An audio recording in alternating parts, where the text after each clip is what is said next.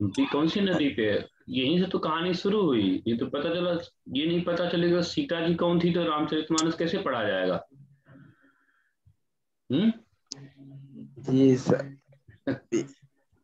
तो ये ध्यान नहीं है कि हम्पी कौन सी नदी पर है।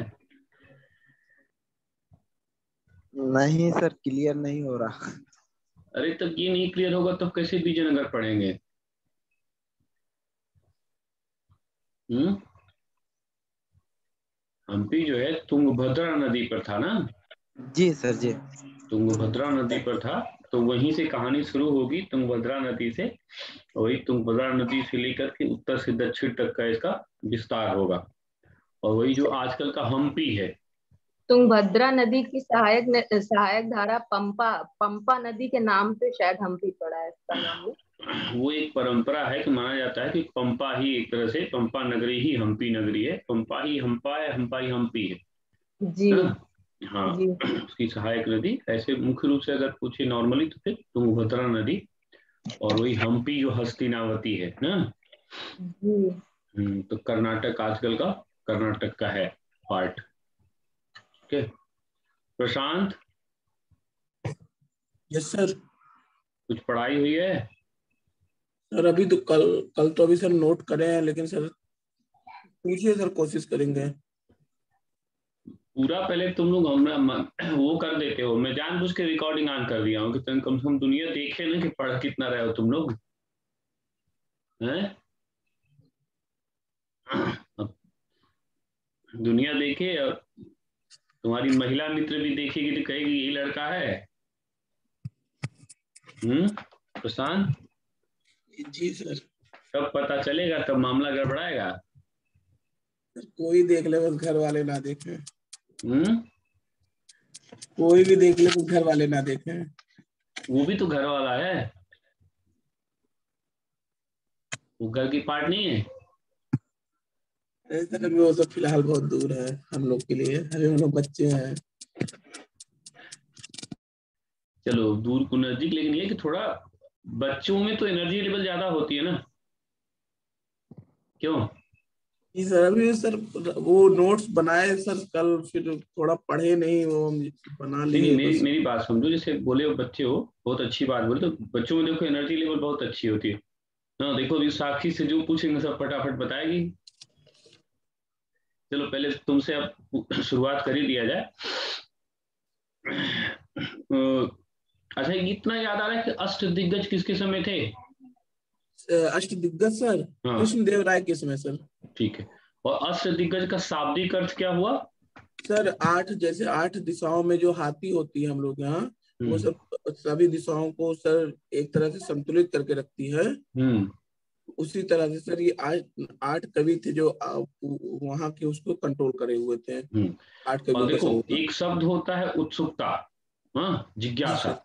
तो अब जैसे जिज्ञासा ये उठनी चाहिए आपके दिमाग में। इससे हर चीज तो हम लोगों से संभव नहीं है ना, किसी से भी संभव नहीं होता। जिज्ञासा आपको आगे ले जाती है। तो अब आपकी जिज्ञासा क्या होना चाहिए कि वो 8 हाथी कौन कौन सी थी, क्या उनका नाम था। तो ये आपको सर्च करना चाहिए जी सर। ना। जैसे पढ़ाई में जिज्ञासा यही होती है ना कि 8 हाथी है, ठीक है, कोई परीक्षा में आएगा नहीं आएगा वो अलग बात है, लेकिन ज्ञान के लिए थोड़ा सा आगे बढ़ने के क्रम में क्या देखेंगे कि वो 8 हाथी कौन सी है। उसको सर्च मारते गूगल अंकल पे जाके, तो पता चला ये 8 हाथी कौन सी है। क्योंकि कभी अगर बहुत फाइन क्वेश्चंस टीचर बनाना चाहे तो बोल दे कि जो अष्ट दिग्गज में 8 हाथियों की परंपरा मानी गई है, उसमें से निम्नलिखित में से कौन सी हाथी नहीं थी ना। जी सर। इस तरह से क्वेश्चंस का एक फॉर्मेशन हो सकता है बहुत अच्छे स्तर पर। तो ये लेकिन ये आपका काम है कि उसको थोड़ा खोजना चाहिए था। चलिए कोई बात नहीं, अच्छी बात है, थोड़ा आगे बढ़ा जाए। ये बताओ कि निकोली कोंटी कहाँ का कौन सा देश का यात्री था? सर इटली के वेनिस शहर का। हम्म। इटली के वेनिस शहर का। क्या बोला उसने, किसके समय में आया था? सर सर ये नहीं मालूम सर किसके समय आया था। किसके सर समय आया सर था ये नहीं अगर मालूम है तो इसका मतलब पढ़ा देवराय नहीं रहे। हाँ देवराय प्रथम के समय सर। देवराय प्रथम। प्रथम के समय आया था ना। हाँ ठीक है, लेकिन थोड़ा मेहनत अभी बढ़ाइए। जब छोटे बच्चे हैं तो ऊर्जा लेवल ज्यादा हो ना। ठीक हम्म। है। साक्षी सर उसने कहा था कि ये पूरा वो 6 मील 6 या 60 मील था सर, उसके 6 मील घेरे या में 60 मील? 60 मील का घेरा था जी, 60 मील का घेरा है तथा दीवारें हैं, दीवार, और ये पूरी एक निचली घाटी है उसी से। अरे कोई जरूरी नहीं कि जैसे जितना लिखा है वही बताएं, बस आप बेसिक कॉन्सेप्ट दिमाग में रखिए कि उसका जो एरिया बताता है वो 60 माइल के बराबर बताता है, और ये बताता है कि वो जो उसका 60 मील का घेरा है वो एक तरह से पर्वतों की घाटियों से घिरा हुआ है। ये सर जो ठीक है, वीडियो में आप बताते पूरा हैं सर, शब्द नहीं याद किए रटा जाता है कि पूरा शब्द आप रटिए, बस ये कि हाँ औसतन के, हाँ ये कॉन्सेप्ट क्या बोल रहा है वो बता रहा है कि एक तरह से पहाड़ी दुर्गों से घिरा हुआ है और उसका जो एरिया है वो 60 माइल के बराबर है। नहीं जी सर। ठीक। साक्षी, अब्दुल रज्जाक किसके समय आया था? अब्दुल रज्जाक किसके समय आया था? देवराय देवराय द्वितीय ना, हाँ। वो क्या बताता है?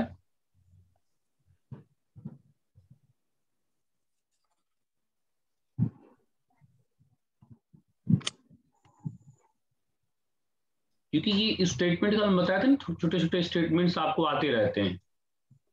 हाँ, तो क्या बताता है वो?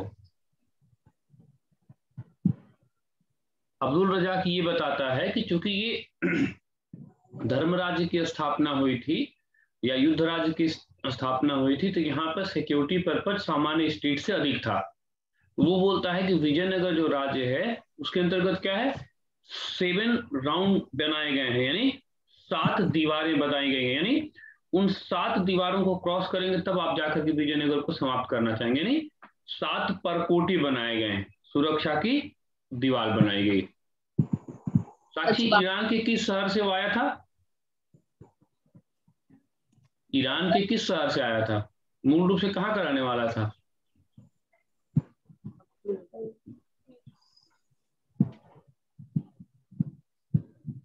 सर नहीं पता, सर पढ़ नहीं पाए थे, सर लिख रहे थे। अब हम नहीं जानते, तो तुम ही बोली थी कि बहन से पहले सिलेक्शन लेना, बहन तुमको पीछे कर रही, तुम समझ नहीं रही हो। मेहनत करो तभी तो आगे निकलना है ना। ईरान के जैसे कई पार्ट है, तो एक पार्ट था जिसका नाम था ख्वारिज्म ना, ख्वारिज्म से वो आता है और यहाँ पर फिर वो विजयनगर के शासकों का विवरण देता है, वहां के सचिवालय का विवरण देता है। ये सब विवरण जो है वहां पे वो उपलब्ध कराएगा। ठीक है, चलिए नेहा बताइए कि अष्टदिग्गज का अध्यक्ष कौन था? अष्टदिग्गज का अध्यक्ष कौन था? पेदन थे। पेदन की रचना बताइए। पेदन की रचना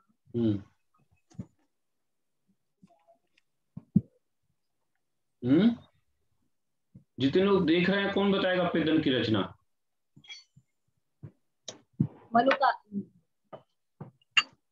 मनुकारिता।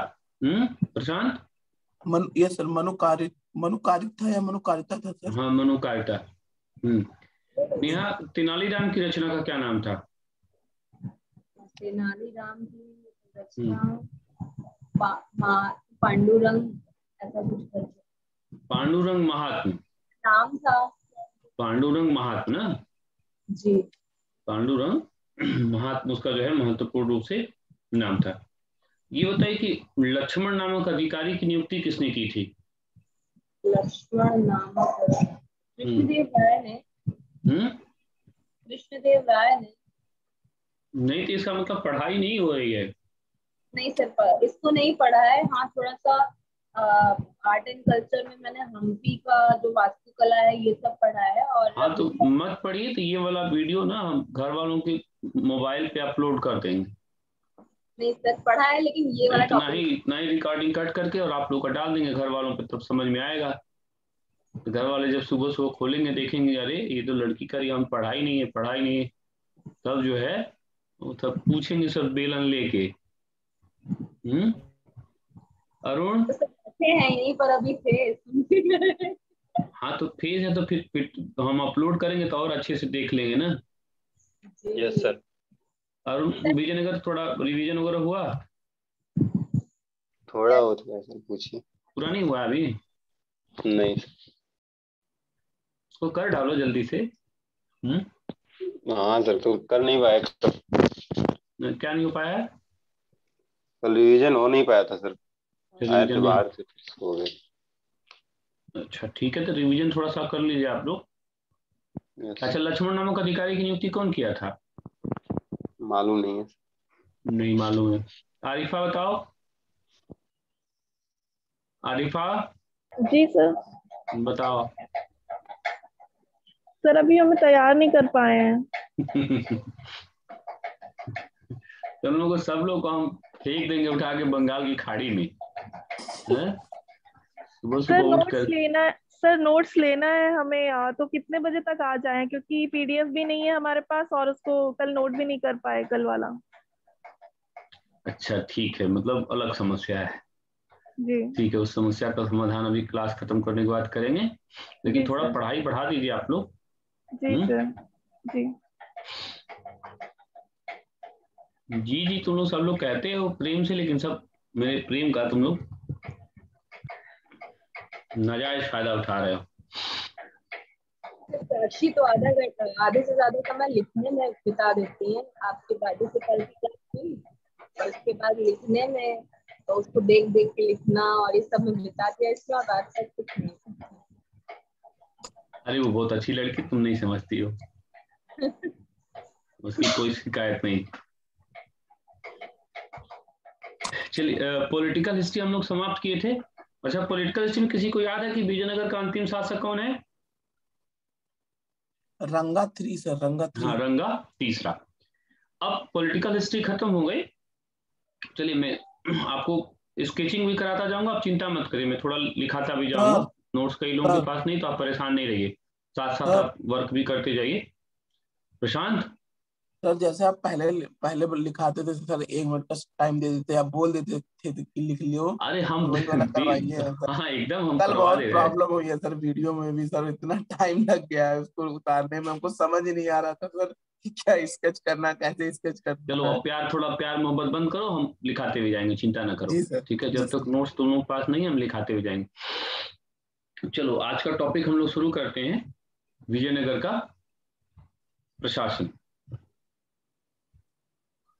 पहले, ये जो विजयनगर का प्रशासन है, ठीक है, इस विजयनगर के प्रशासन पर पहले हम लोग स्केच कर लेते हैं कि हाँ, विजयनगर के प्रशासन में रियली होता क्या है, हमको पढ़ना क्या है। तो विजयनगर के प्रशासन को अगर हम सिंपल में देखना चाहें, तो विजयनगर का प्रशासन तो एक साम्राज्यवाद है। तो साम्राज्यवाद का सिंपल सा सेशन क्या होता है कि इसमें एक केंद्रीय शासन होता है, ठीक है, केंद्रीय शासन होगा, ठीक है, प्रांतीय शासन होगा, फिर जिला प्रशासन होगा, फिर यहाँ पे इसके नीचे नाडु होगा, फिर गांव होगा। अब आज भी देखिए, जैसे ये केंद्र सरकार है, ये प्रांत सरकार है, ये जिला सरकार है, ये ब्लॉक की संरचना है और ये गांव की संरचना है। बस अब इसमें ध्यान क्या देना है कि केंद्रीय प्रशासन तो ठीक है, केंद्रीय प्रशासन को केंद्रीय प्रशासन ही कहा गया। अब यहाँ पे देखिए, वर्तमान में क्या है, जो प्रांत है, प्रांत के नीचे की इकाई को मंडल कहते थे, लेकिन यहाँ पर क्या है, जो प्रांत है, जो राज्य है, वही मंडल है। इसका मतलब जो प्रांत है, इस प्रांत की इकाई को या राज्य की इकाई को क्या कहते थे? मंडल कहते थे। ये ध्यान रखना है। पूछेगा कि विजयनगर में प्रांतों को कहा जाता था, तो यहाँ पर ध्यान रखना है कि ये मंडल है। वर्तमान में क्या है, राज्य से नीचे की इकाई को मंडल या कमिश्नरी कहते हैं। अब देखिए, प्रांत के नीचे जिला है, जिला का जो प्रशासन है, तो जिला को यहाँ पर नाडु कहा गया, और जिला जो प्रशासन है, इसको यहाँ पर ये वलनाडु है। ये वलनाडु की प्रवृत्ति है, उसके बाद नाडु की प्रवृत्ति है, और निचले स्तर पे क्या है, गांव है। तो पहले इस पूरा ग्राफ को जल्दी से बना लीजिए, तब एक एक करके हम आपको समझाते चल रहे हैं।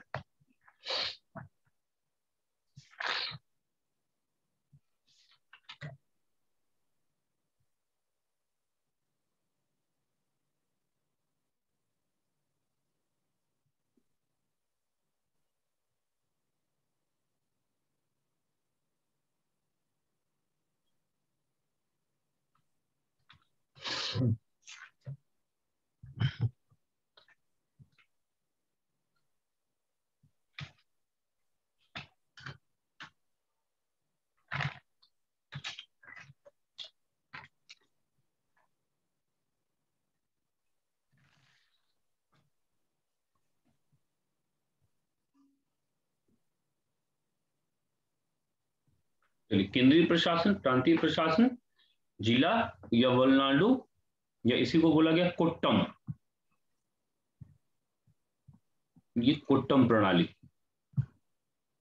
फिर ये नाडु और ग्राम।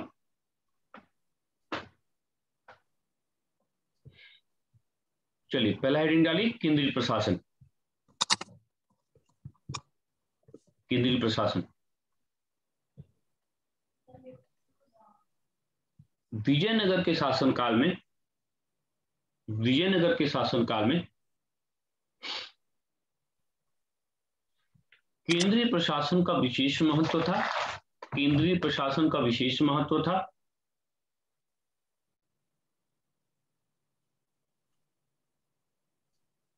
राजा के द्वारा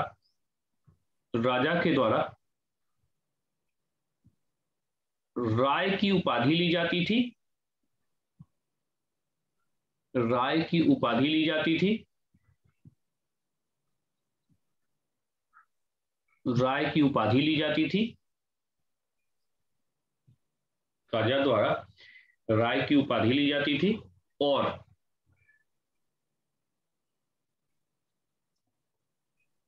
विरूपाक्ष के नाम से, विरूपाक्ष यहां पर शंकर भगवान है, विरूपाक्ष के नाम से शासन किया जाता था।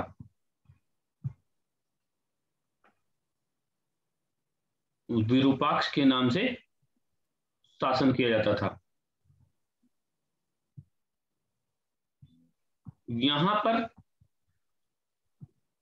संयुक्त शासन की प्रणाली भी देखने को मिलती है। संयुक्त शासन की प्रणाली भी देखने को मिलती है।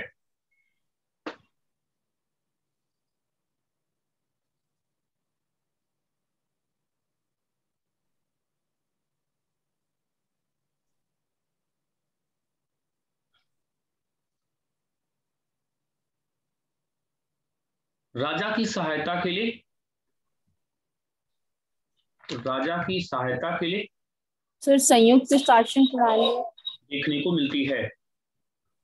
राजा की सहायता के लिए, राजा की सहायता के लिए परिषद होती थी।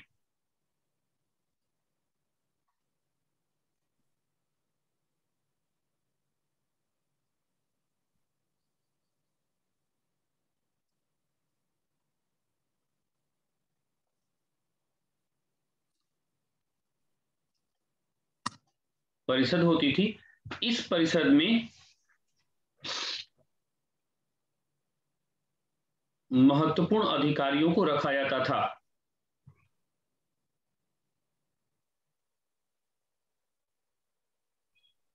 महत्वपूर्ण अधिकारियों को रखा जाता था। महत्वपूर्ण अधिकारियों को रखा जाता था।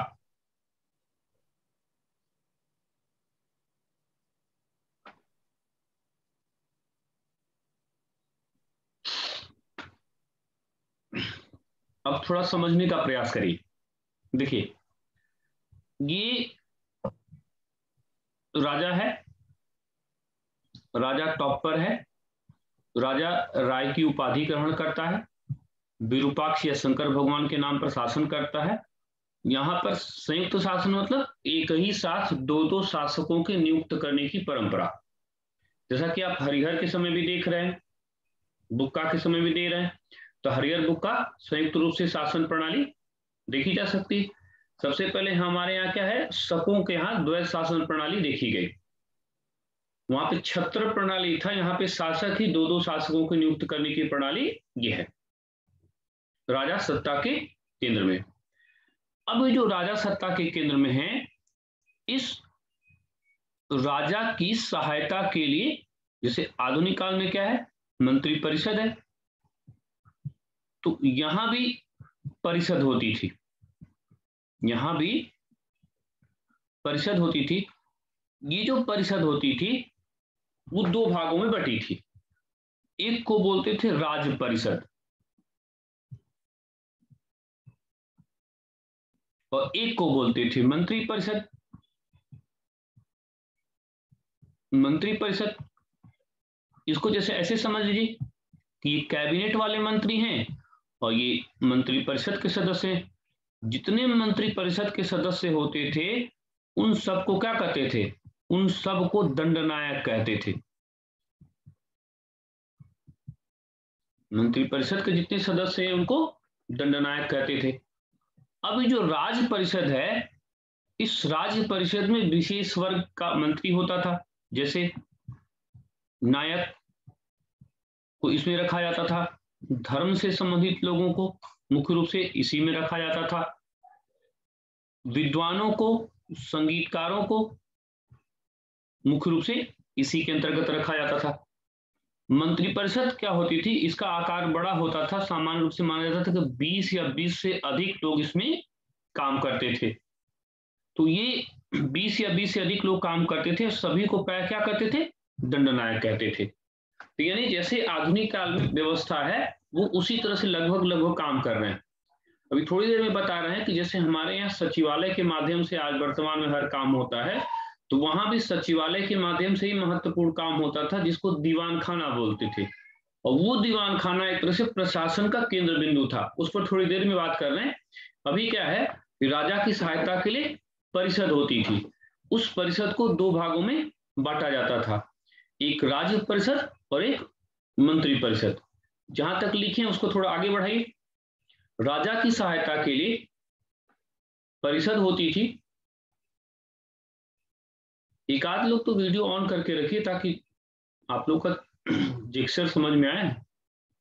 सब लोग एक साथ असहयोग आंदोलन शुरू कर देते हैं। राजा की सहायता के लिए परिषद होती है।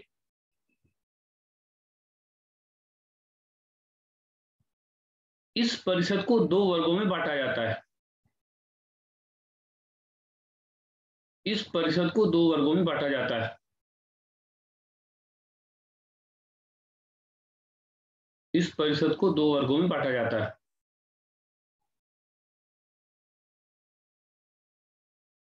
पहला, राज्य परिषद।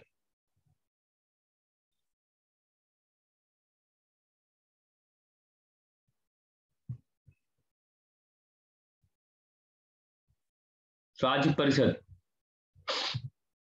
लिखिए, यह अपेक्षाकृत विशिष्ट वर्गों का समुच्चय था। विशिष्ट वर्गों का समुच्चय था जिसमें नायक, सामंत, धर्म तथा विद्वान के लोग होते थे। धर्म तथा विद्वान के लोग होते थे।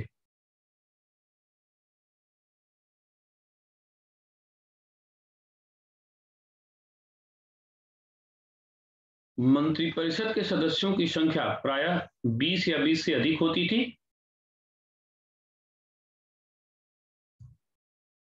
दूसरा था मंत्रिपरिषद। मंत्रिपरिषद के सदस्यों की संख्या 20 या 20 से अधिक होती थी।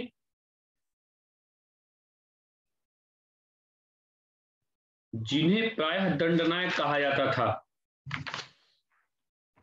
जिन्हें प्रायः दंडनायक कहा जाता था।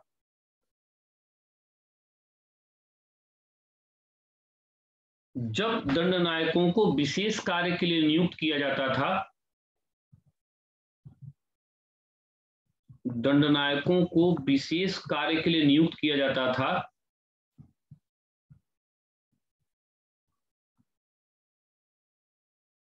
तो उन्हें कार्यकर्ता कहा जाता था।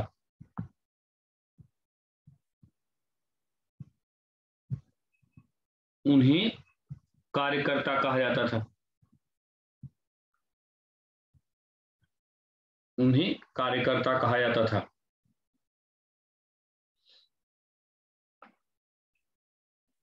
कार्यकर्ता कहा जाता था?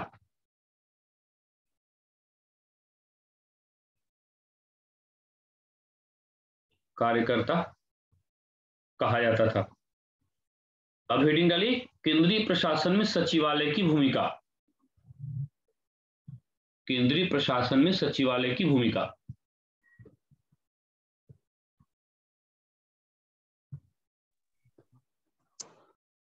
केंद्रीय प्रशासन में सचिवालय की भूमिका।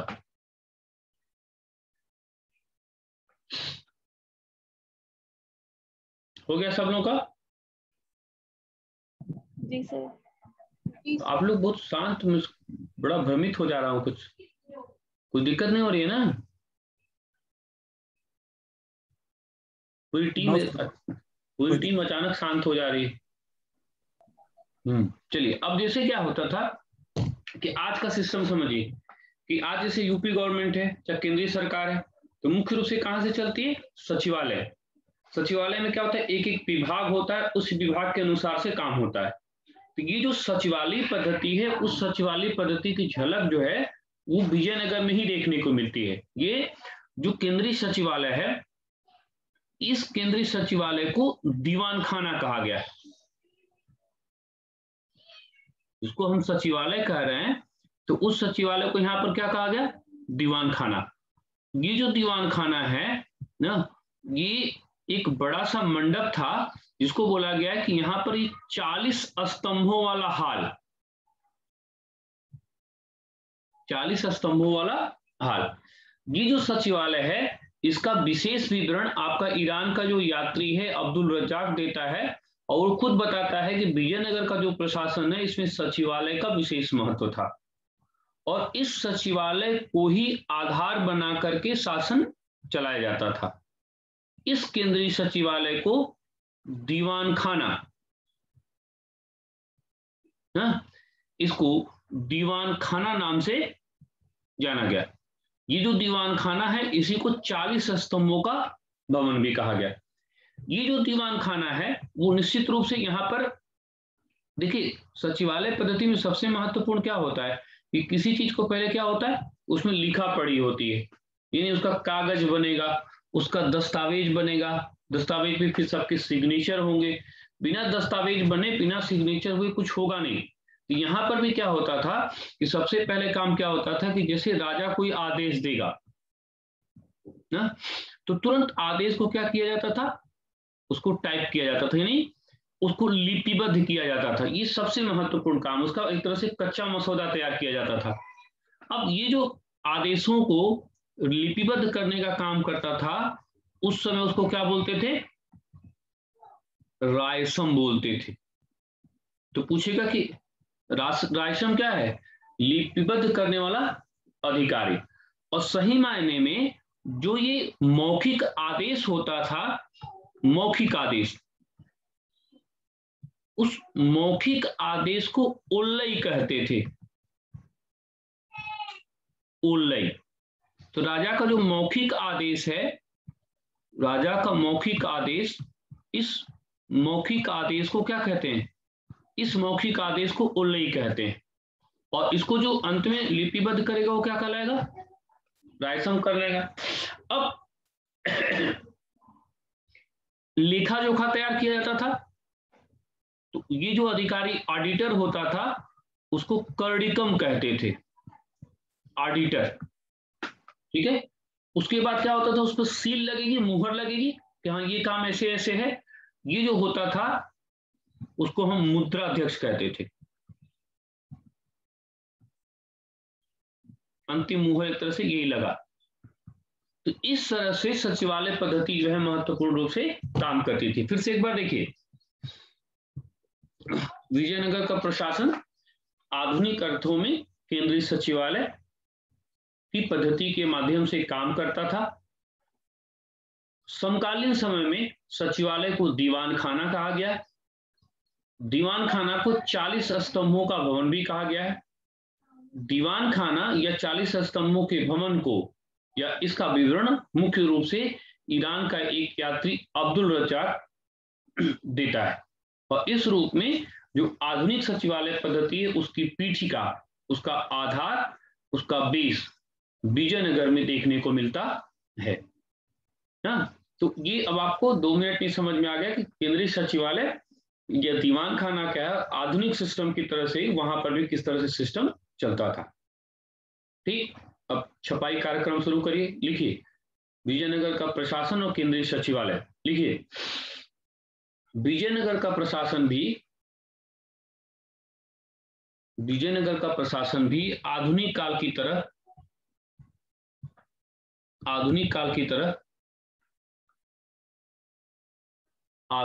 की तरह सचिवालय पद्धति के माध्यम से चलता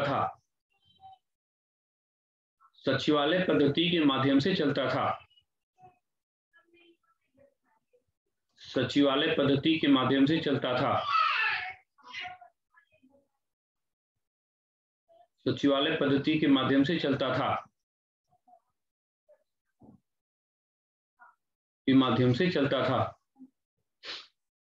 इस सचिवालय तथा उसकी पद्धति के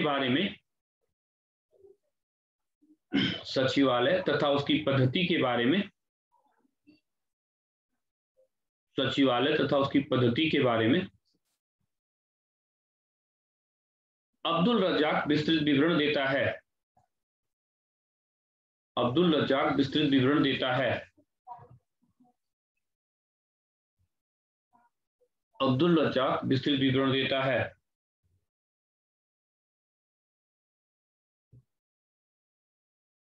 वह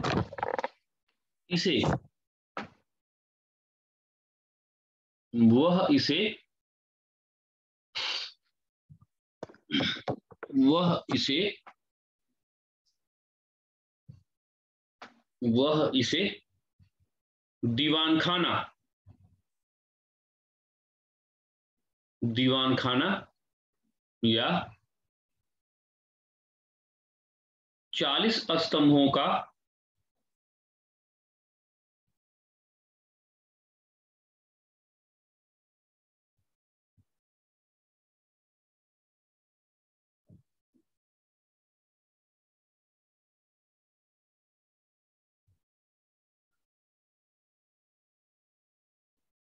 भवन कहता है।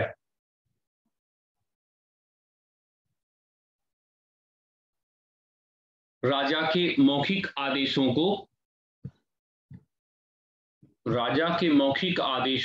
ओलई कहते थे।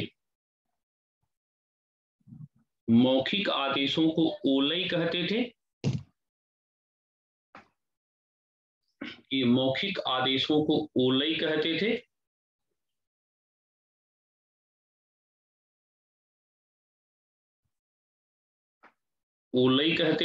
और उसके आदेशों को लिपिबद्ध करने वालों को रायसम कहते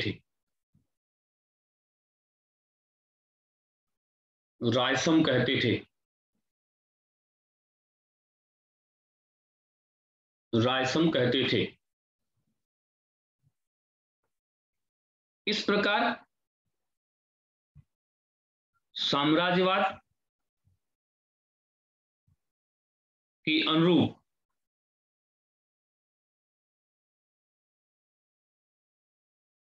केंद्रीय प्रशासन का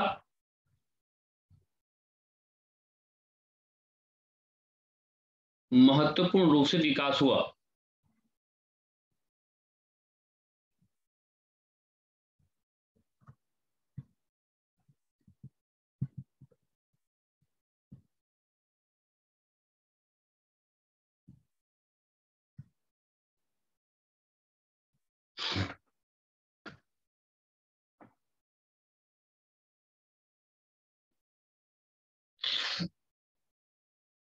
अभी खेल डालिए विजयनगर तथा प्रांतीय शासन की व्यवस्था। विजयनगर तथा प्रांतीय शासन की व्यवस्था।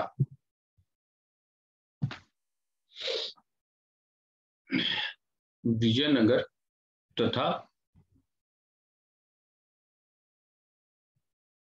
प्रांतीय शासन की व्यवस्था।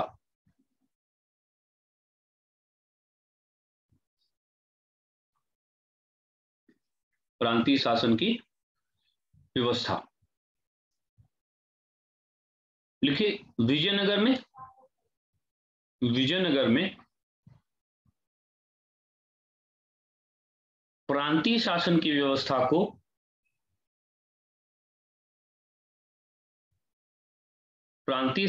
व्यवस्था को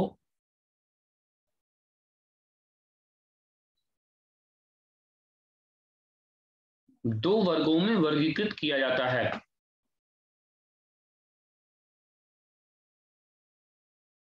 दो वर्गों में वर्गीकृत किया जाता है।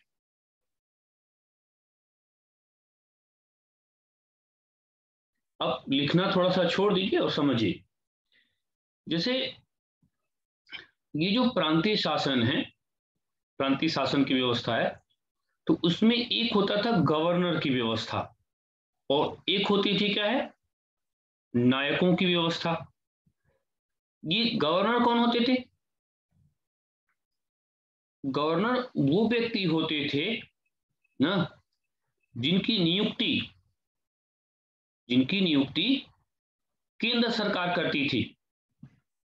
इनकी नियुक्ति केंद्र सरकार करती थी। नियुक्ति केंद्र सरकार करती थी तो उनको नगद वेतन भी दिया जाता था।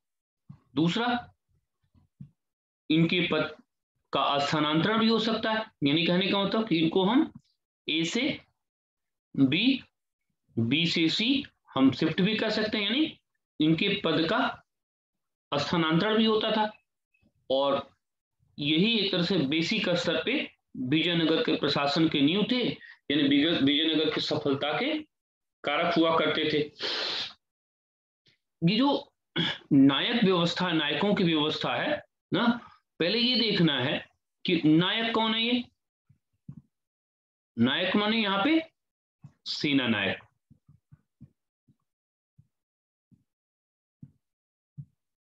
ठीक है, और नायकों की परंपरा है, इसलिए इस व्यवस्था को क्या कहा गया कि ये न्यायंकार व्यवस्था है। ये न्यायंकार व्यवस्था है। नायक यहां पे क्या है? सेना नायक है। इन सेना नायकों को कार्य के बदले भूमि दी जाती थी। विशेषता खास क्या है, ये जो भूमि दी जाती थी ये पुश्तैनी भूमि होती थी, इसीलिए इस भूमि को क्या कहा गया है? अमरम कहा गया है। ये जो भूमि है ये अमरम भूमि है। तो पूछेगा कि अमरम भूमि का क्या अर्थ है? ये भूमि अमर है, कहने का मतलब क्या है कि अब उनके पास आ गई है तो इसका मतलब उनको हम ले नहीं सकते हैं। और सीधी सी बात है कि अगर ये आनुवंशिक की परंपरा है तो इसका मतलब ये कि इन शासकों का यहां पर स्थानांतरण संभव नहीं है, यानी उनको एक जगह से दूसरी जगह आप रोटेट नहीं कर सकते। और सबसे बड़ा क्या हुआ कि जब विजयनगर के शासक जो योग्य रहे तो योग्य शासकों की परंपरा में इनको जोड़ा गया, इसका मतलब ये उत्थान का आधार रहे। लेकिन जैसे ही शासकों की परंपरा थोड़ी कमजोर हुई, इन नायकों ने स्वतंत्रता की चेतना को जागृत किया और स्वतंत्र राज्यों की स्थापना की। या ये भी कह सकते हैं कि गवर्नर की जो परंपरा थी ये राज्य के प्रति संवेदनशील थे। राज्य के प्रति इनका भाव था। इनका क्या था कि यहां पर क्षेत्रीयता महत्वपूर्ण थी, अपना क्षेत्र महत्वपूर्ण था, क्षेत्र के प्रति भाव ज्यादा था और राष्ट्र के प्रति और केंद्र के प्रति भाव कम था। तो यहां पर ये देखिए, ये दो तरह की व्यवस्था हो गई।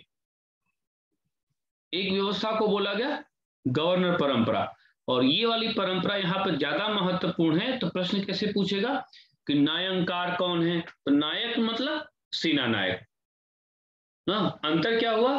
उनको भूमि दी जाएगी, नगद वेतन के बदले भूमि, वो फिर सेना का नेतृत्व भी करेंगे। ज्यादातर सरकार उन्हीं पर निर्भर होती थी। तो जो योग्य शासक हैं उनको अपने साथ जोड़ने में, उनके स्वार्थ को अपने स्वार्थ को जोड़ने में सफल होते थे। लेकिन कमजोर शासकों के काल में उनमें स्वायत्तता की चेतना बढ़ी। और भूमि अगर अमरम है तो उसका मतलब क्या है कि उनके पद का स्थानांतरण संभव यहां पर नहीं है। इस रूप में उत्थान का आधार गवर्नरों के हिसाब से और उत्थान और पतन दोनों में भूमिका किसकी? नायक से। तो दोनों तरह की नियुक्तियां होती थी, लेकिन नायंकार व्यवस्था कह सकते हैं कि नायंकार व्यवस्था जो है ये मुख्य रूप से यहाँ की मुख्य विशेषता थी। तो ये प्रांतीय शासन और प्रांतीय शासन में जो बेसिक रूप से अंतर है, उस बेसिक रूप से अंतर को हमने समझाने का प्रयास किया कि प्रांतीय प्रशासन में किस तरह से व्यवस्था ये चलती थी ना। पहले देखिए कि समझ में आया कि नहीं कि नायकों में और गवर्नरों में मुख्य रूप से अंतर क्या है।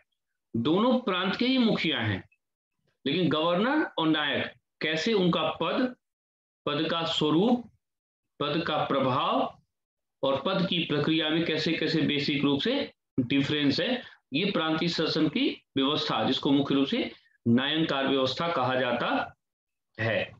पहले 1 मिनट थोड़ा सा चर्चा कीजिए। देखिए इसमें से किसी को कुछ नहीं समझ में आया हो तो पूछ लीजिए और फिर इसको फिर इसी तरह से पॉइंट वाइज उतार लेना है। पहले किसी को कोई दिक्कत हो तो पूछ लीजिए, और समझ में आ गया हो तो भी बता दीजिए कि हाँ समझ में आ गया। सर आ गया समझ में आ गया तो बस उतार लीजिए, इसको बोलना नहीं पड़ेगा ना। नहीं सर। इसको जल्दी से उतारिए, एकदम साफ साफ क्लियर है। इसी तरह से एक पेज में पूरा ग्राफ बना लीजिए, 3 ग्राफ बनाइए। अंतर का आधार, हाँ, और गवर्नर की परंपरा, नायकों की परंपरा।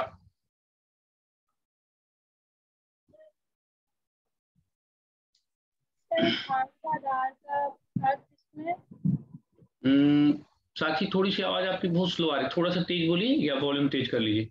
उत्थान का आधार और पतन का आधार का मतलब उत्थान पतन का मतलब क्या है कि जैसे गवर्नर तो जो भी होगा तो गवर्नर तो हमेशा केंद्र सरकार के पक्ष में ही काम करेगा ना, लेकिन जो नायक होता था वो जब शासक योग्य है तब तो वो केंद्र के लिए काम करेगा, लेकिन जैसे ही शासक अयोग्य होगा तो तुरंत वो चाहेगा कि हमारा स्टेट अलग हो जाए। तो अब हमारा स्टेट अलग हो जाएगा तो उससे क्या होगा? डिसइंटीग्रेशन शुरू हो जाएगा ना। जो एकीकरण की प्रवृत्ति थी वो क्या होगी? विखंडन की प्रवृत्ति में बढ़ जाएगी। तो इसका मतलब कि नायकों के कारण से हमारा उत्थान भी हुआ, लेकिन नायकों की स्वच्छंदता के कारण या उनकी स्वायत्तता की प्रवृत्ति अधिक होने के कारण उनका पतन भी हुआ।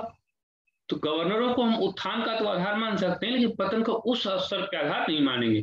लेकिन यहाँ पर नायकों के कारण ही उत्थान हुआ और नायकों के कारण ही क्या हुआ?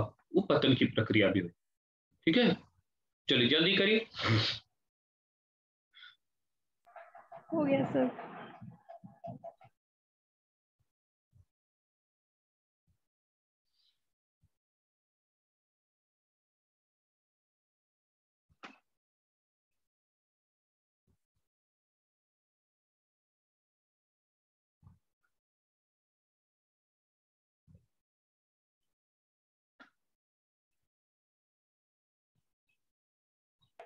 हो गया सर। ठीक है, थोड़ा और एक आध दो कर लें।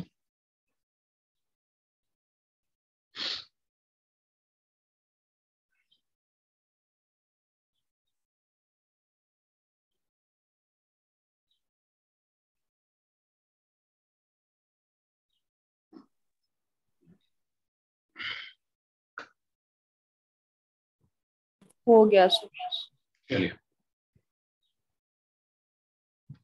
अब क्या करें, कल का क्लास मोहम्मद बिन तुगलक की तरह हो गई थी, आज फिरोज शाह तुगलक की तरह सबको संतुष्ट करना पड़ रहा है।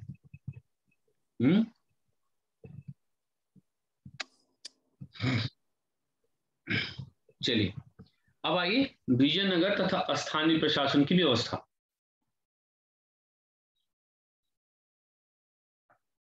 विजयनगर तथा स्थानीय प्रशासन की व्यवस्था।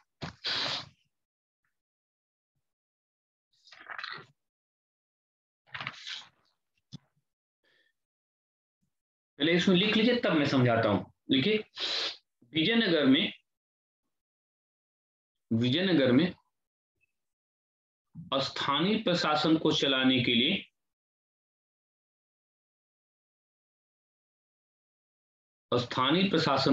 के लिए 12 अधिकारियों का समूह होता था।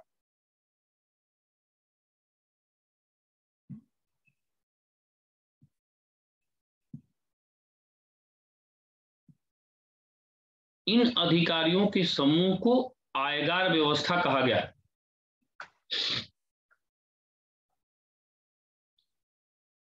इस समूह को आयगार व्यवस्था कहा गया।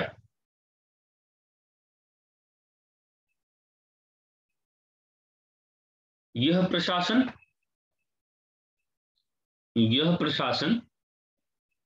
केंद्रीय स्तर के प्रशासन से लगभग मुक्त हुआ करता था।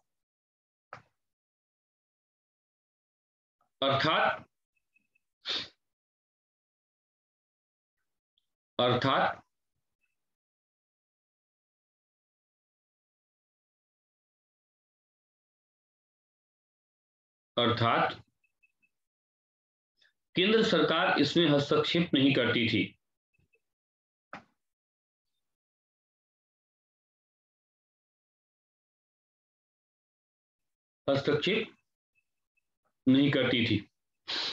इनका पद भी प्रायः आनुवंशिक हुआ करता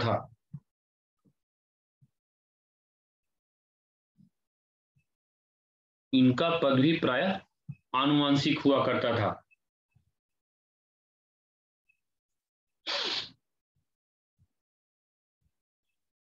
इस समूह में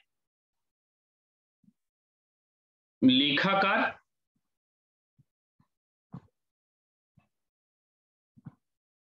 या कर्णिकम और गांव का अधिकारी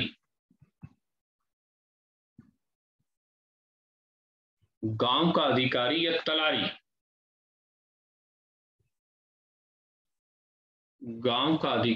तलारी,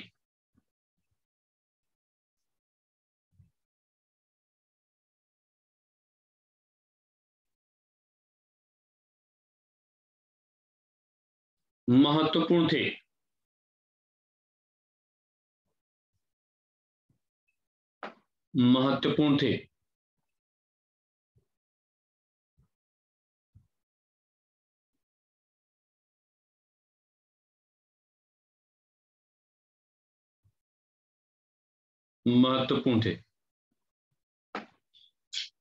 अब देखिए, जो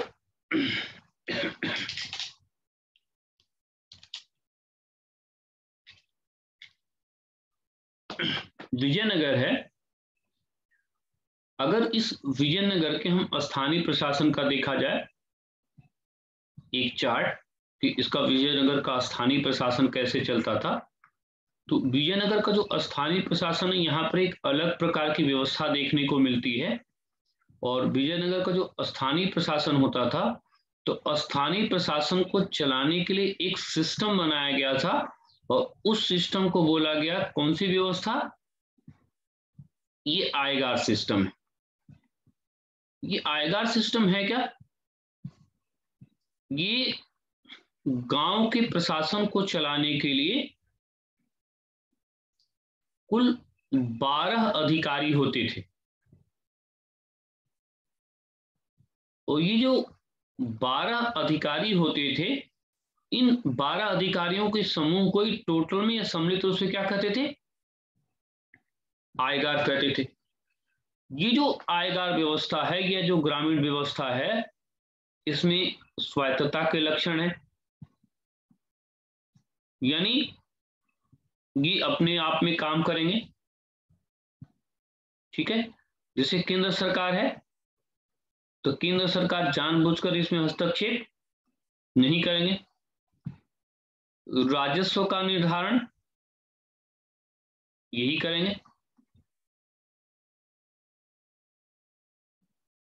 न्यायिक कार्य, न्याय का कार्य भी यही करेंगे। इन्हें कुल मिला जुला के ग्रामीण स्तर पर पूरा प्रशासन दिखाने की जिम्मेदारी जो होगी किसकी? ये आयगारों की होगी। तो आजकल का जो पंचायती राज है, लगभग आप उसी सिस्टम को देखिए,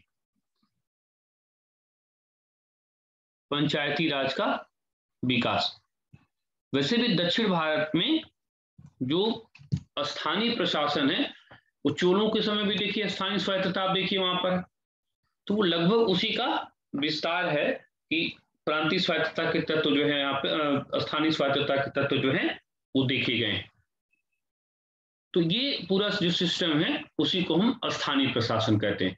तो स्थानीय प्रशासन चलाने वाले 12 अधिकारियों के समूह को आयगार व्यवस्था कहते थे, और इस आयगार व्यवस्था में स्वायत्तता के तत्व देखे जा सकते हैं।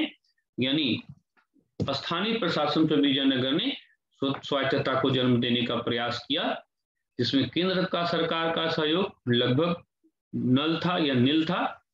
राजस्व निर्धारण वही करते थे, योजना वही बनाते थे, न्याय का कार्य वही करते थे ना, किसी पर पेनल्टी लगानी है तो वही करते थे। यानी स्थानीय प्रशासन मुख्य रूप से केंद्रीय सरकार की प्रवृत्ति से लगभग लगभग मुक्त था। इस ग्राफ को भी जल्दी से बना लीजिए।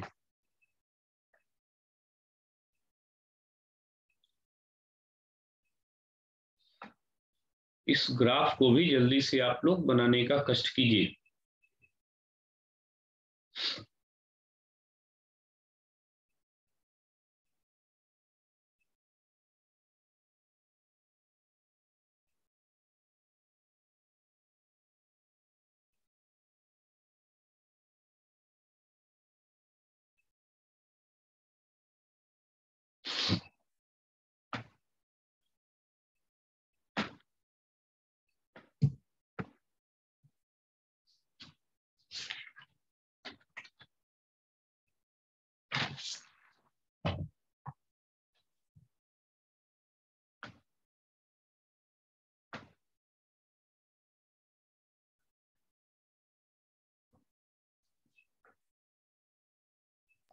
हो गया सर।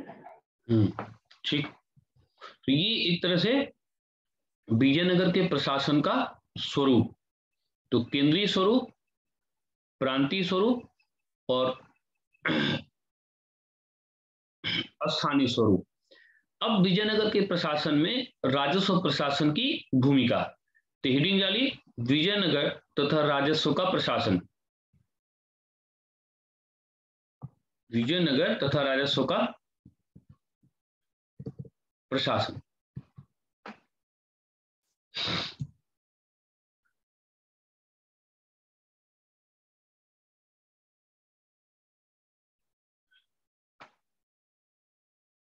इसमें लिखिए, इसमें सिंपल सा है तो उसमें ज्यादा करना नहीं है। लिखिए विजयनगर में केंद्रीय राजस्व विभाग को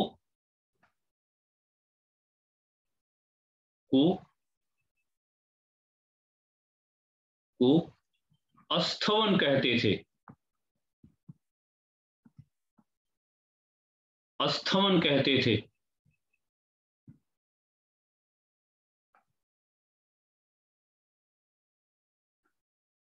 यह कर प्रणाली नगद तथा अनाज दोनों रूप में थी। यानी आपके पास चॉइस होती थी कि आप चाहें तो नगद दीजिए या तो अनाज दीजिए। नगद अनाज के भुगतान की प्रणाली को सिद्ध कहा जाता था। सिद्ध कहा जाता था। सिद्ध कहा जाता था।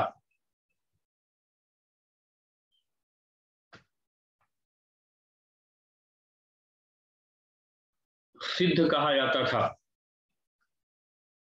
और संपूर्ण राजस्व को शिष्ट कहा जाता था। शिष्ट।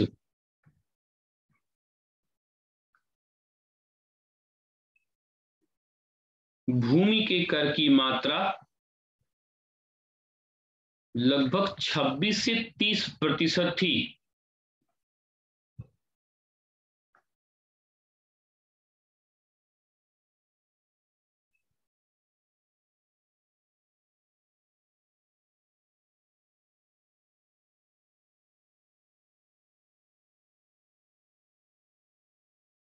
भूमि कर के अतिरिक्त व्यवसायों से भी टैक्स लिया जाता था, व्यवसायों से भी कर लिया जाता था, व्यवसायों से भी कर लिया जाता था। इनमें से कुछ प्रमुख कर निम्नलिखित हैं। प्रमुख कर निम्नलिखित हैं।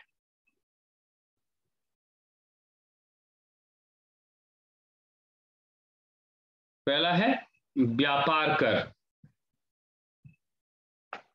व्यापार कर, व्यापार कर को उस समय कहते थे कदाई। व्यापार कर माने कदाई। सुनार कर, सुनारों से लिया जाने वाला कर,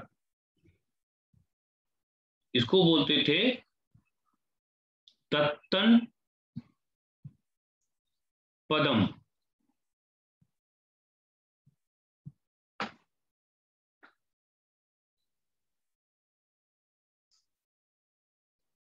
तेल कर,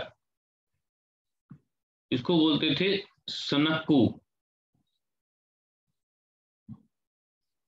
सनक्कू।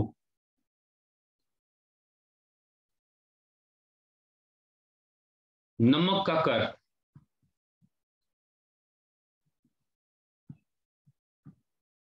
अरिरिसु। अरिरिसु। मछुआरा कर, अरिमीन। अरिमीन।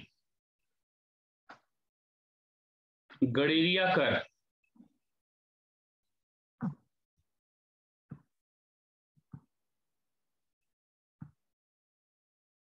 इदाई पदम। इदाई पदम। कुम्हार कर,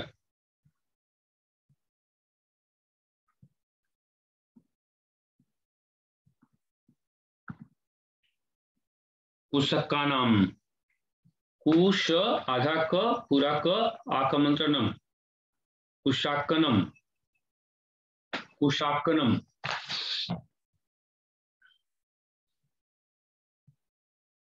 शिकारी कर, विरिपीड। आदि विभिन्न रूपों से लिया जाता था। आदि विभिन्न रूपों में लिया जाता था।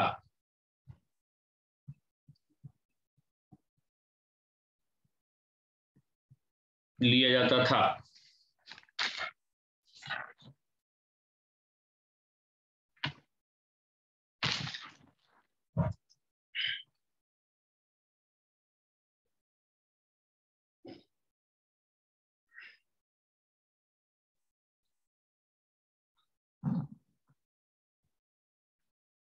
अब देखिए जैसे ये कर प्रणाली जो तो है, कर प्रणाली का जो नाम हम आपको लिखा है, तो नाम लिखाते लिखाते एकदम जैसे लगता है कि उबन हो गई। तो होता है ये क्वेश्चंस लगभग जीएस के स्तर पे नहीं आता है। कभी कभी जैसे टीचर का दिमाग बहुत खराब हो गया तो उठा के पूछ लेगा ना। तो इतना चीज जीएस के स्तर पे तैयार करना आपके लिए बहुत संभव नहीं है, इतना एनर्जी भी नहीं लगाना। ऐसे क्वेश्चंस आएंगे तो उसको फिर छोड़ ही दिया जाता है। बस एक बार देख लीजिएगा, याद हो जाएगा तो ठीक है, नहीं तो इसके लिए बहुत ज्यादा आपको प्रयास नहीं करना है। जीएस के स्तर पे इतना टिपिकल वो नहीं करेंगे। चलिए आइए, विजयनगर तथा पुलिस व्यवस्था। विजयनगर तथा पुलिस व्यवस्था। देखिए विजयनगर में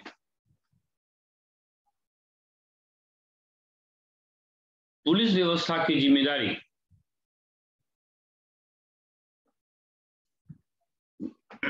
नायकों की ही होती थी।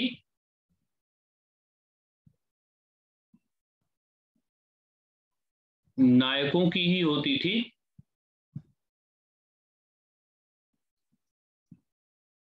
नायकों की ही होती थी। जब नायक पुलिस का कार्य करते थे पुलिस का कार्य करते थे तो उन्हें कवलकार कहते थे। कवलकार, उन्हें कवलकार कहते थे।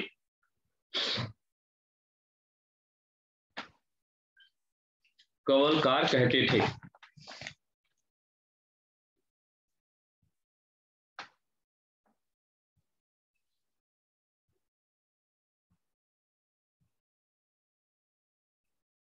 कवलकार कहते थे।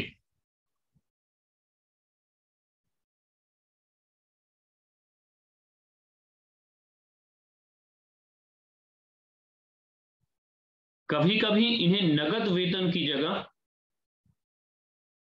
नगद वेतन की जगह, नगद वेतन की जगह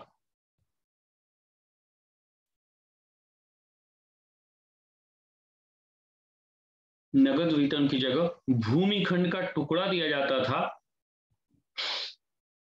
भूमिखंड का टुकड़ा दिया जाता था।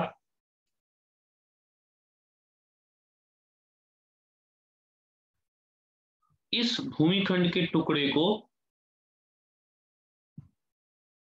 इस भूमिखंड के टुकड़े को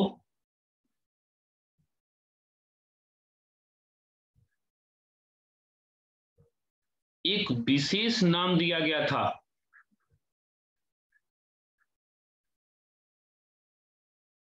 एक विशेष नाम दिया गया था जिसे जिसे अरसु, अरसु स्वतंत्रम कहा गया। अरसु स्वतंत्रतम कहा गया। अरसु स्वतंत्रतम कहा गया। इसी कोई बोल रहा है, बताइए सर। ये कर व्यवस्था के बाद सर ये पुलिस व्यवस्था है। और क्या, अभी कहाँ से हो तुम? नहीं सर, मेरा 2 मिनट के लिए ऑफलाइन हो गया था ना, डिस्कनेक्ट हो गया, तो वही।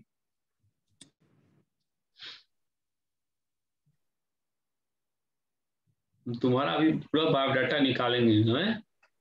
ऐसे जब 3 घंटा तुम लोग बात करते हो तो डिस्कनेक्ट नहीं होता है, पढ़ाई वो डिस्कनेक्ट हो रहा है। नहीं सर, बस अभी को हुआ तुम्हारा मैं सीबीआई तुम्हारे पीछे लगाऊंगा मैं। चलो अब इसको मैं ब्रीफली थोड़ा समझा रहा हूँ, जल्दी से देखो। ये पुलिस है, ठीक है। ये जो पुलिस है इसको मैं कह दूंगा कवलकार है, तो आपको कोई दिक्कत नहीं होगी। यानी पुलिस को ही क्या कहते थे? कवलकार कहते थे। पुलिस जो है इसको वेतन देना है, क्योंकि प्रशासन का आधार ये। वेतन देने का यहां पर 3 फॉर्मेट देखने को मिलता है। पहला, उनको नगद वेतन दे दो, नगद प्रणाली। दूसरा, उनको भूमिखंड दे दो। ये जो भूमिखंड का टुकड़ा होता था उसको क्या कहते थे? उसको कहते थे अरसु स्वतंत्रतम। तीसरा एक बड़ा यूनिक सिस्टम था, उसको ध्यान से देखिएगा। होता ये था कि पुलिस के वेतन के लिए वहां के वेश्यावृत्ति पर एक टैक्स लगाया जाता था। वेश्यावृत्ति से एक टैक्स लगाया जाता था और इस टैक्स को पिनका कहते थे। और इस पिनका से राजस्व जो प्राप्त होता था वो पुलिस वालों को प्रदान किया जाता था। और ये पिनका कभी कभी इतना प्राप्त होता था, टैक्स इतना प्राप्त होता था कि पुलिस को वेतन देने के बाद भी ये टैक्स बच जाता था। यहां 2 चीज सोचने वाली बात है ना। पहला चीज देखिए, समाज में क्या होता है वो अलग चीज है। समाज में उस चीज के प्रति आपकी सोच या समाज की सोच क्या है वो बहुत महत्वपूर्ण है।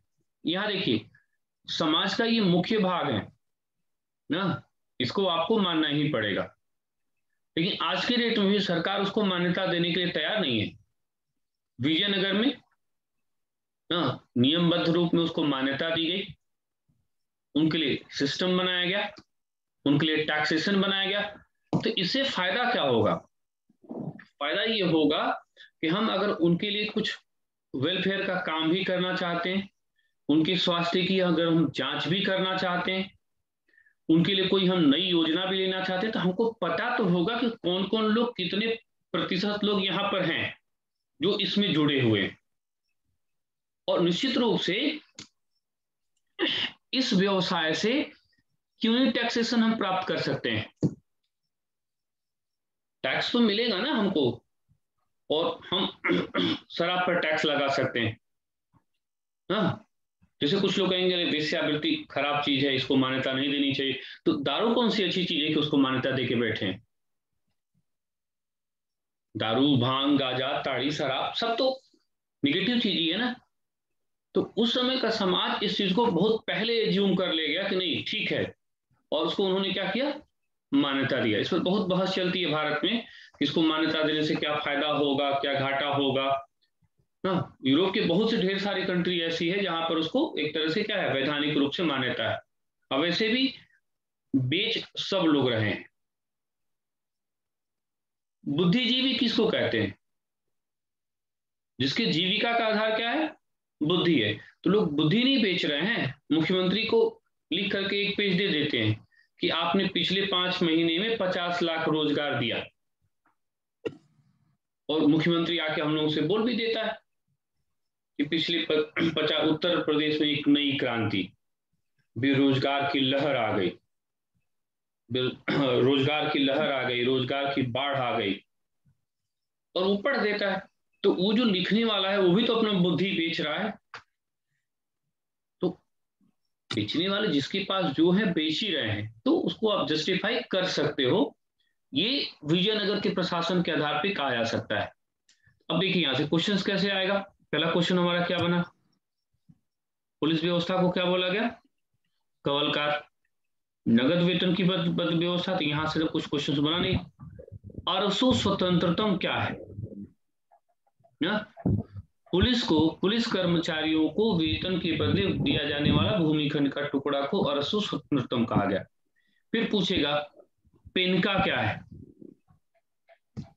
वेश्यावृत्ति पर लगने वाला टैक्स, जिससे पुलिस कर्मचारियों को, इसका मतलब क्या है कि यहां और यहां के बीच में एक रिलेशन बन जाएगा हमारा, इन दोनों चीजों के बीच में एक रिलेशन बनेगा। बस जल्दी से इसको बनाइए।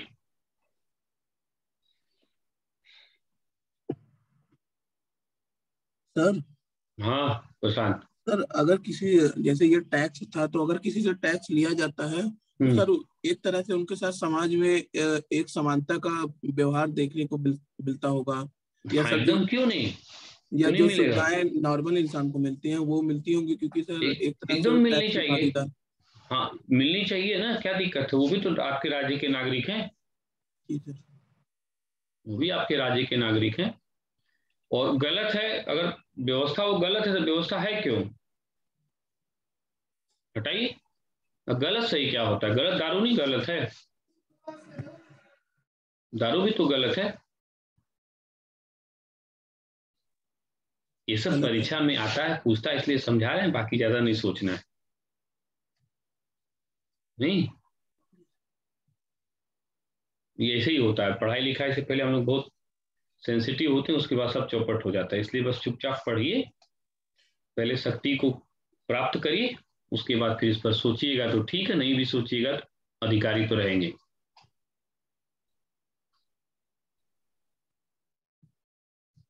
नगर वेतन और अर्थ स्वतंत्रतम, आई थिंक हो गया। जी सर। ठीक। चलिए, विजयनगर में मुद्रा प्रणाली।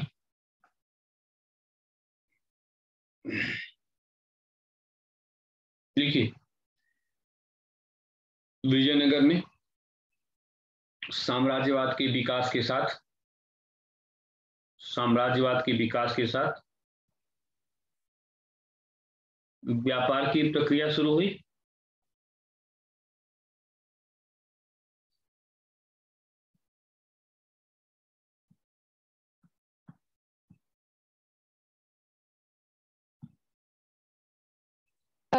सर एक बार फिर बोल दीजिए। विजयनगर में साम्राज्य की स्थापना के साथ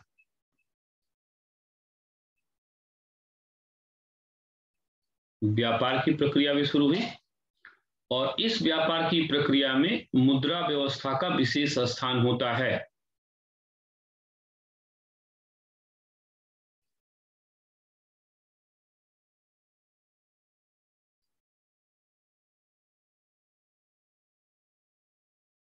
विजयनगर के शासनकाल में भी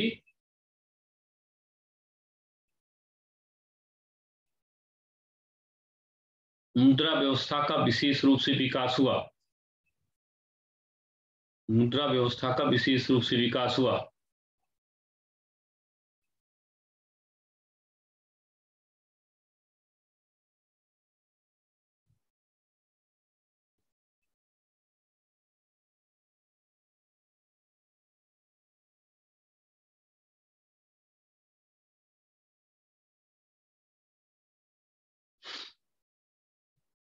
अब्दुल रज्जाक विजयनगर में 3 प्रकार के सिक्कों का विवरण देता है।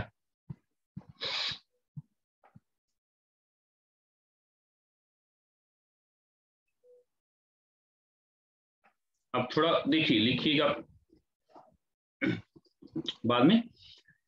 जो ये सोना का सिक्का है, तो सोने के सिक्के को ही इस समय वराह कहा गया।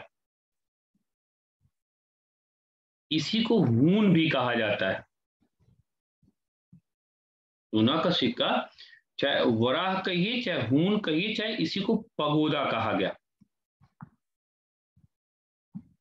और विजयनगर में मुख्य सिक्का यही था। इसका मतलब हम पलट के देखें तो पगोदा या हून या बराबर सोने का सिक्का। यानी विजयनगर में सोने के सिक्के को वराह, हून या पगोदा कहते थे और विजयनगर का मुख्य सिक्का जो होता था यही होता था। फिर ये जो चांदी का सिक्का होता था, इस चांदी के सिक्के को डिजिटल कहते थे।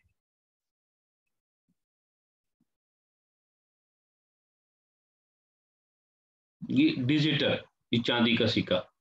और जो तांबा का सिक्का होता था, इसको तार कहा जाता था। यानी अगर सिक्कों की बात करें तो वराह या हून या पगोदा, डिजिटल और तार। सोना का सिक्का पूछेगा तो ये हो गया हमारा, चांदी का सिक्का पूछेगा तो डिजिटल हो गया हमारा, और तांबा का सिक्का पूछेगा तो तार। तो इस तरह से व्यवस्था को आप देख सकते हैं, सोना, चांदी, तांबा। उतारिए तो जल्दी से, सोना का सिक्का, चांदी का सिक्का, तांबा का सिक्का। नाम जल्दी से लिखिए। सोने के सिक्के को वराह, हून या पगोदा, मुख्य सिक्का यही है।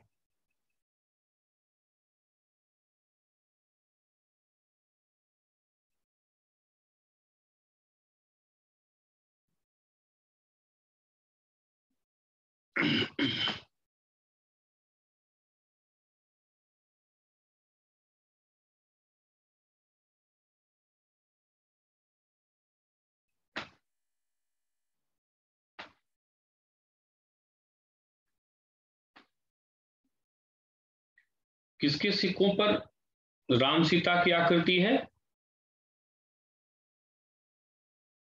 कौन से शासक के काल में राम सीता प्रकार के सिक्के जारी किए गए?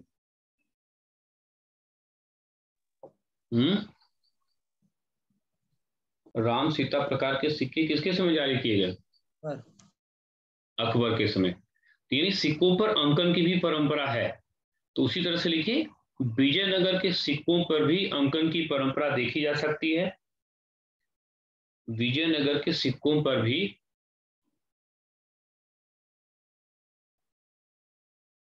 अंकन की परंपरा देखी जा सकती है।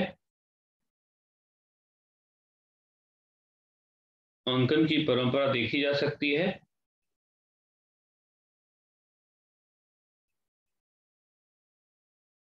यह अंकन मुख्य रूप से हिंदू देवी देवताओं से संबंधित था।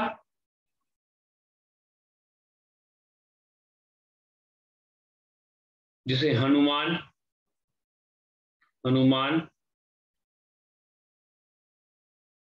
गरुड़,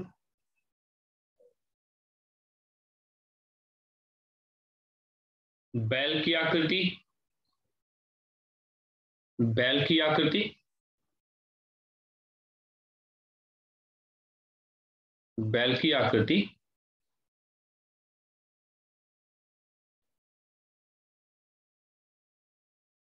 आदि के रूप में देखा जा सकता है।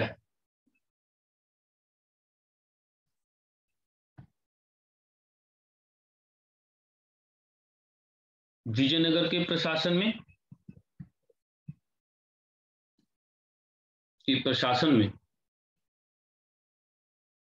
विदेश व्यापार की भी महत्वपूर्ण भूमिका थी। विदेश व्यापार की भी महत्वपूर्ण भूमिका थी और इसीलिए इस साम्राज्य में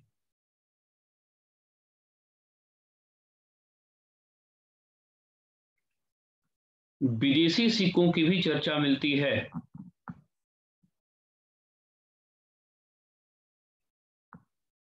इसमें से कुछ विदेशी सिक्के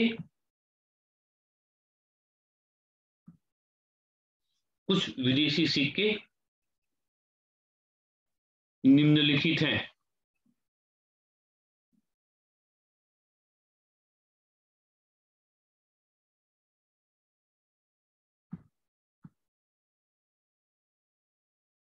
महत्वपूर्ण है, ठीक है। देखिए, पुर्तगाली सिक्के को क्रूजेडो कहते हैं, क्रूजेडो। फारस के सिक्के को दीनार कहते हैं, ये दीनार की परंपरा है। ये दीनार कहते हैं। और ये जो इटली की परंपरा है, तो इटली की परंपरा में एक है डुकेट और एक है क्या, फ्लोरिन। तो एक डुकेट की परंपरा है और एक फ्लोरिन की परंपरा है।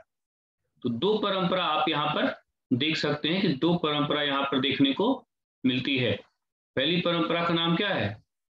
पहली परंपरा का नाम आपका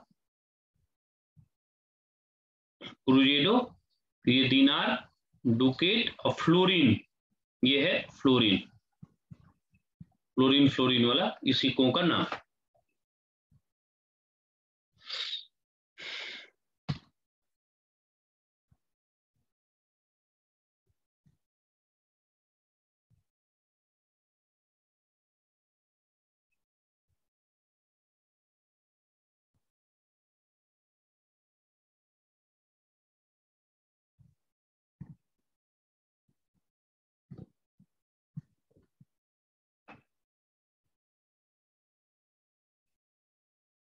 देखिए, विजयनगर तथा सेना का वर्गीकरण।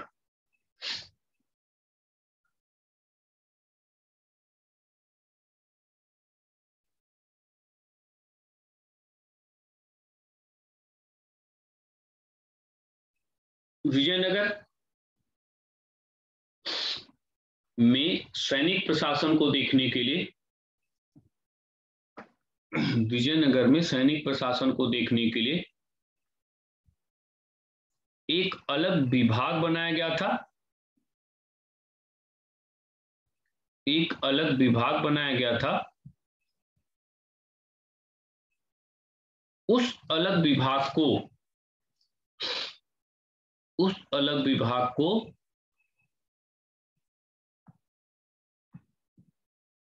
खंडाचार कहा गया।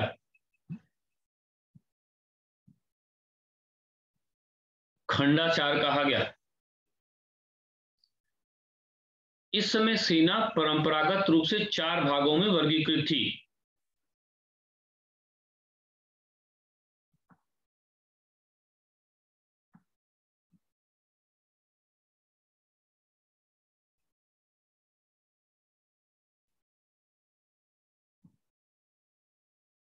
पहला पदाती सेना, दूसरा हस्ती सेना, तीसरा तोपखाना,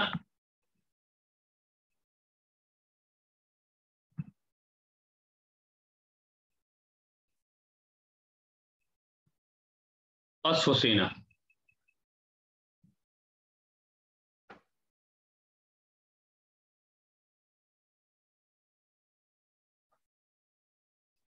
सेना के प्रशिक्षण के लिए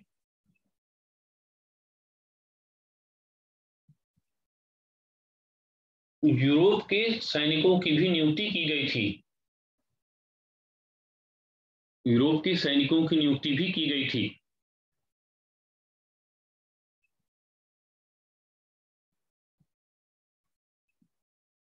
क्रिस्टोमा डी फिगरेटी,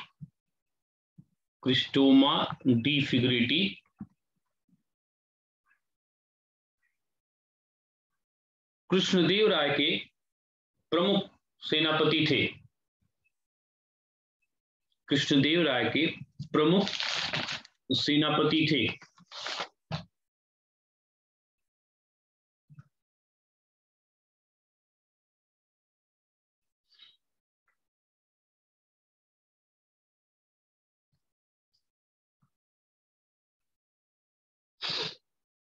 कुछ राजाओं ने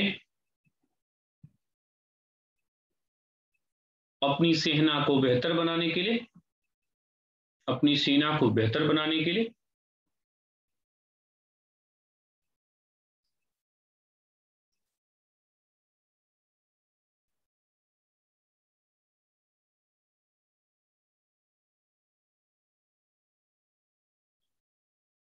मुस्लिम सैनिकों की नियुक्ति की प्रणाली भी शुरू की।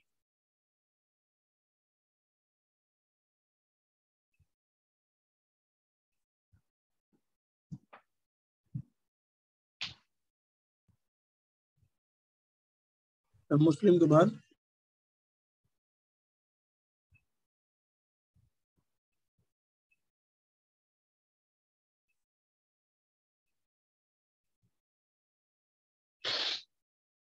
अब आइए पेज बदल दीजिएगा। विजयनगर में सामाजिक जीवन।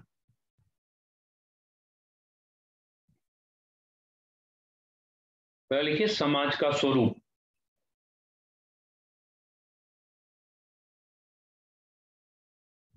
विजयनगर में समाज का स्वरूप पितृसत्तात्मक था।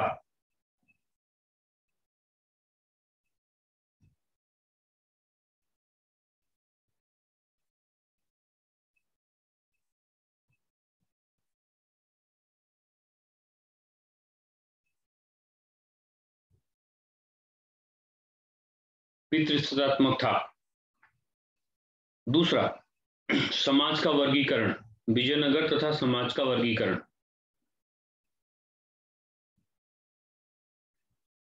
अब यहां पर थोड़ा रुक करके देखिए।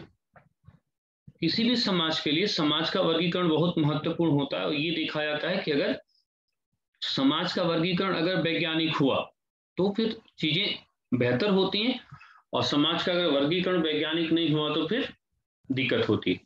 थोड़ा उत्तर भारत से तुलना करके इस समाज को हम लोग देखते हैं। तो उत्तर भारत का अगर समाज देखा जाए तो उत्तर भारत का समाज जो था वर्ण व्यवस्था पे था, और वर्ण व्यवस्था में 4 वर्ग थे, 1 2 3 4। ठीक है। अगर हम यहां से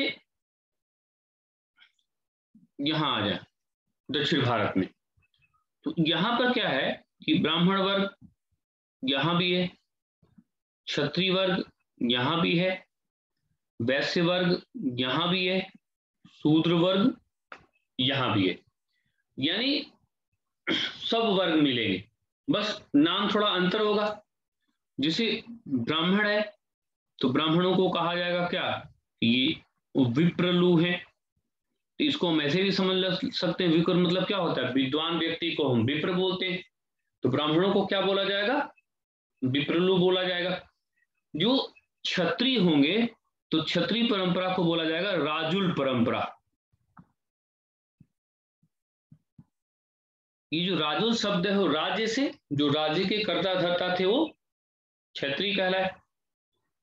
जो वैश्य होता था उसको बोलते थे मोतिकीर, मोतिकीर तुलु। या मोती क्या है, पर्यायवाची है, वो व्यापार के रूप में। ये लोग मुख्य रूप से व्यापार करते थे, और व्यापार करने वालों को एक वर्ग इस तरह से भी मिलता, चिट्टी, चिट्टियार, ये भी व्यापारी वर्ग के साथ साथ। इसी के अंतर्गत शूद्र वर्ग का जो विकास हुआ, शूद्रों का भी विकास महत्वपूर्ण रूप से हुआ, और 4 वर्ग की जो परंपरागत अवधारणा है वो भी चलेगी। लेकिन यहां पर जो एक्स्ट्रा काम हुआ कि दक्षिण भारत का जो समाज है इन 4 वर्गों की तुलना में व्यवसाय पर आधारित, यानी पेशा, जो पेशा था वही उनका जाति का नाम हो गया। तो पेशा के आधार पर समाज का वर्गीकरण यहां पर ज्यादा देखने को मिलता है, यानी उत्तर भारत से दक्षिण भारत की परंपरा में वर्ण व्यवस्था का विकास हुआ, लेकिन यहां पर वर्ण व्यवस्था के साथ साथ जो व्यवसाय पर आधारित व्यवस्था है उसको भी विशेष रूप से महत्व दिया गया। तो थोड़ा लिखिए तो, विजयनगर के प्रशासन में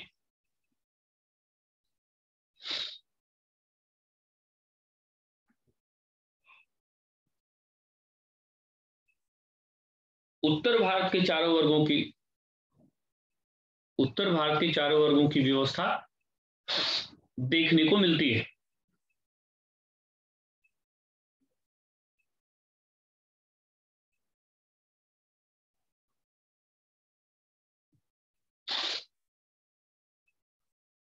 परंतु विजयनगर में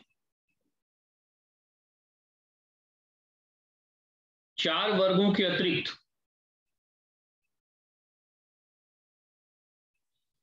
4 वर्गों के अतिरिक्त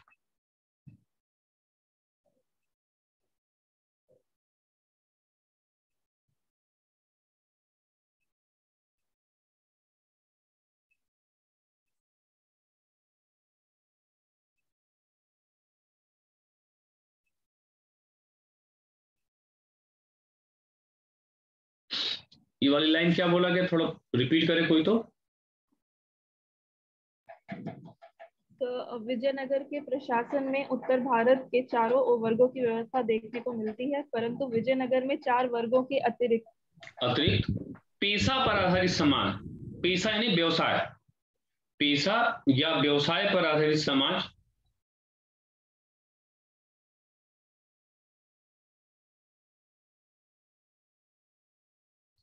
अधिक महत्वपूर्ण रूप से देखा गया, अधिक महत्वपूर्ण रूप से देखा गया।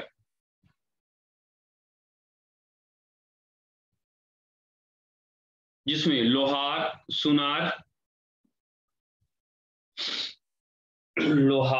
सुनार, बढ़ई आदि महत्वपूर्ण हैं।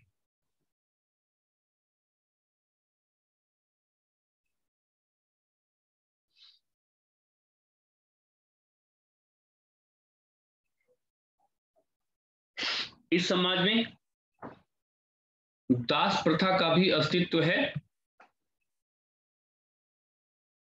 दास प्रथा का भी अस्तित्व है। दासों के खरीद और बेच को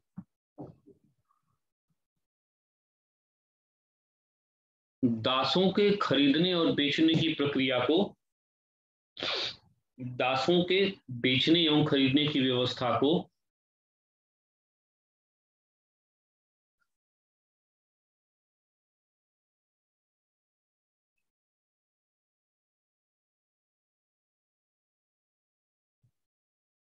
बेसबग कहा गया, बेसबग।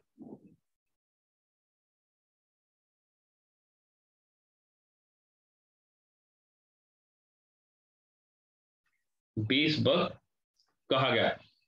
अगला लिखिए, विजयनगर तथा स्त्रियों की स्थिति।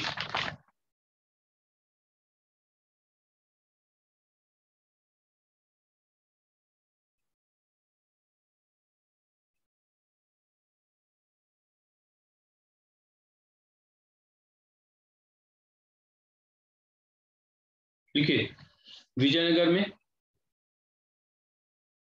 स्त्रियों की स्थिति, स्त्रियों की स्थिति अपेक्षाकृत बेहतर थी।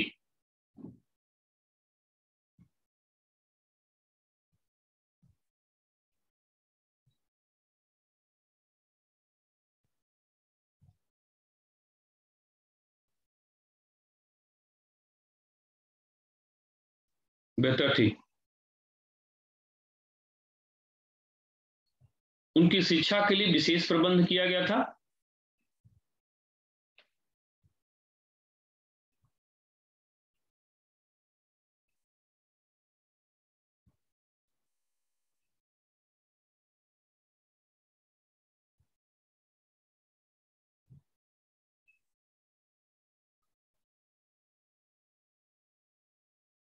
गंगा देवी के द्वारा साहित्य की रचना भी की गई थी।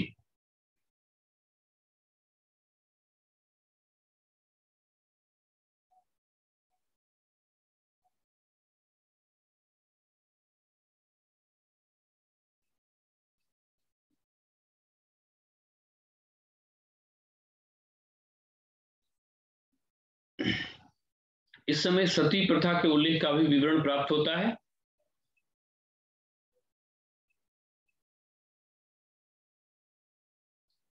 और साथ ही सर किसका विवरण?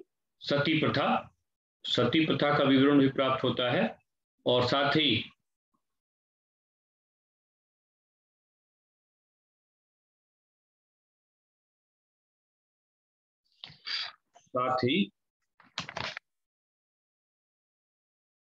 गणिकाओं को समाज में विशेष स्थान दिया गया था। गणिका मतलब नृत्य करने वाली या संगीत का ज्ञान रखने वाली। गणिकाओं को भी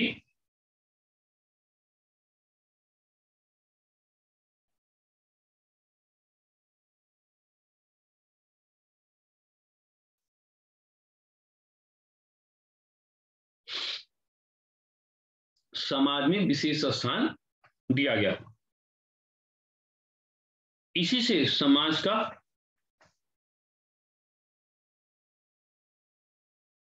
इसी से समाज की सोच का पता चलता है। समाज की सोच का पता चलता है।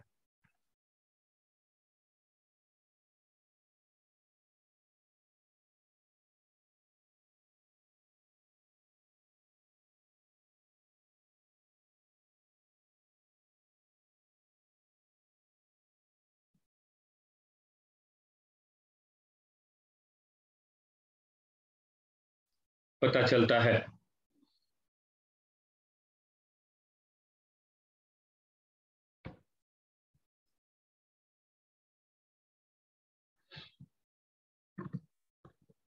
विजयनगर में वस्त्र तथा आभूषण।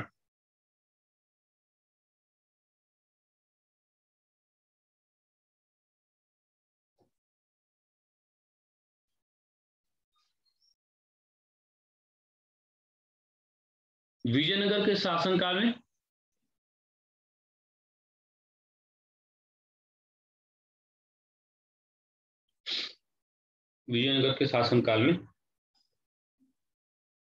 वस्त्र और आभूषण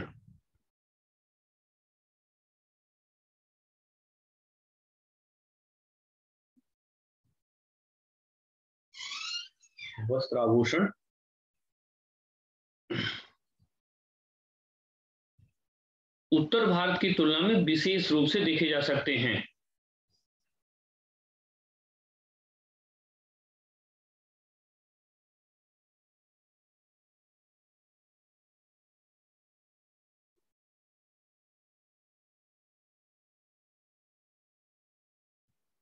पुरुष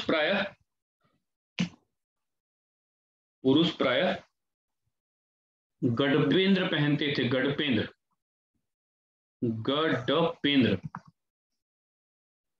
पहनते थे, जो कि उनके शौर्य का प्रतीक चिन्ह था, शौर्य का प्रतीक चिन्ह था।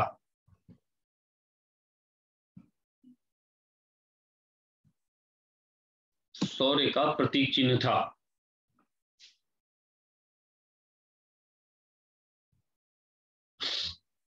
अगला है विजयनगर में मनोरंजन के साधन।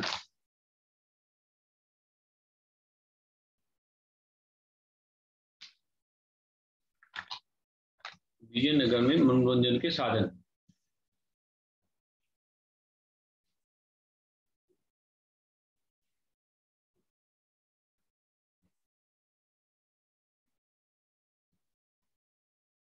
विजयनगर में मनोरंजन के प्रमुख साधन निम्नलिखित थे।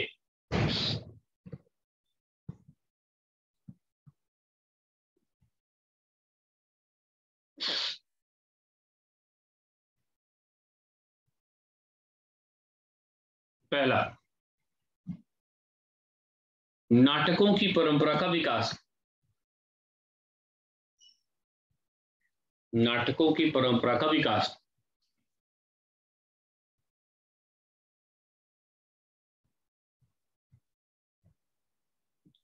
विजयनगर में नाटकों की परंपरा का विकास हुआ।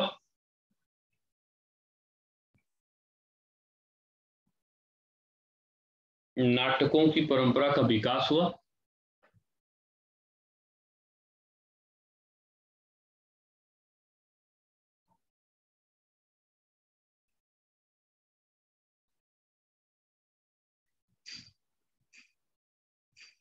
जिसे छाया नाटक कहा जाता है।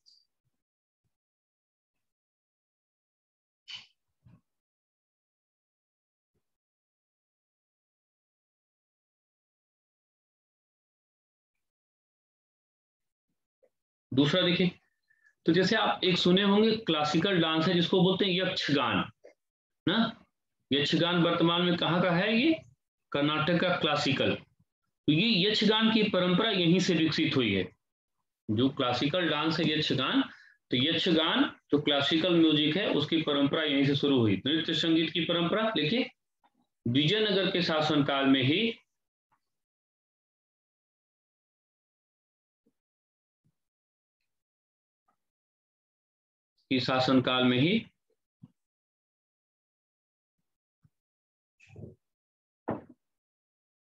यक्षगान की परंपरा शुरू हुई। यक्षगान की परंपरा शुरू हुई।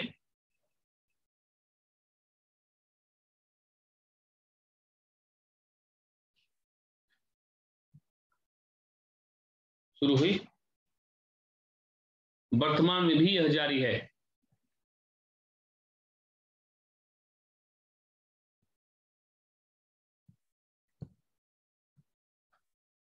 शतरंज का प्रचलन। इस समाज में शतरंज का प्रचलन बहुत अधिक था।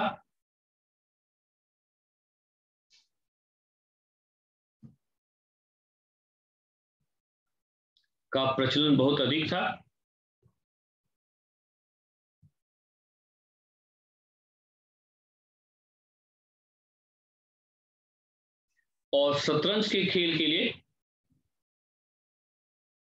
राज्य द्वारा आयोजन किया जाता था।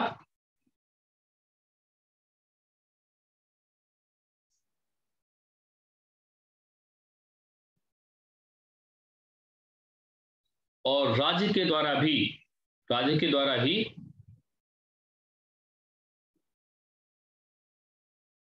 पुरस्कार भी प्रदान किया जाता था।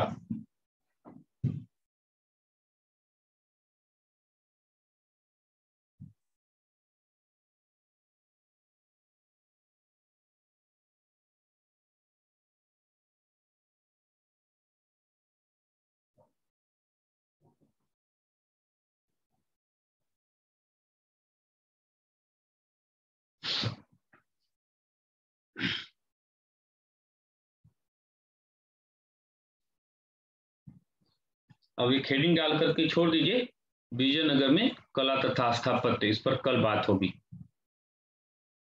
विजयनगर में कला तथा स्थापत्य की प्रक्रिया।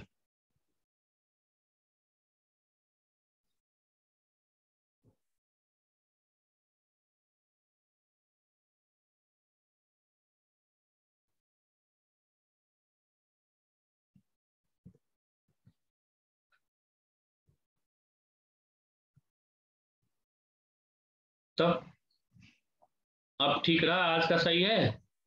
Yes sir. Yes sir. हमको ठीक है एकदम। बस दिक्कत क्या होता है ना कि जैसे काफी लोगों में से कई लोगों को फिर थोड़ा लगने लगता है कि अरे टाइम लग रहा है, तो आपको पढ़ने के अलावा करना ही क्या है। इससे रहता है ना कि आप साथ साथ पूरा कर लेते हैं, और फिर अकेले देख करके वीडियो फिर पूरा करना इतना आसान काम नहीं होता है, फिर बहुत बोरिंग हो जाता है। जी सर। साथ साथ उसको आप की तरह से क्लास की तरह, जैसे क्लास में इसी तरह से तो होता है, मैं पहले समझा दे रहा हूँ फिर उसको लिखा देता था, तो उसी तरह से यहाँ पर भी आपको समझा दे रहे हैं और फिर बोल के लिखा दे रहे हैं।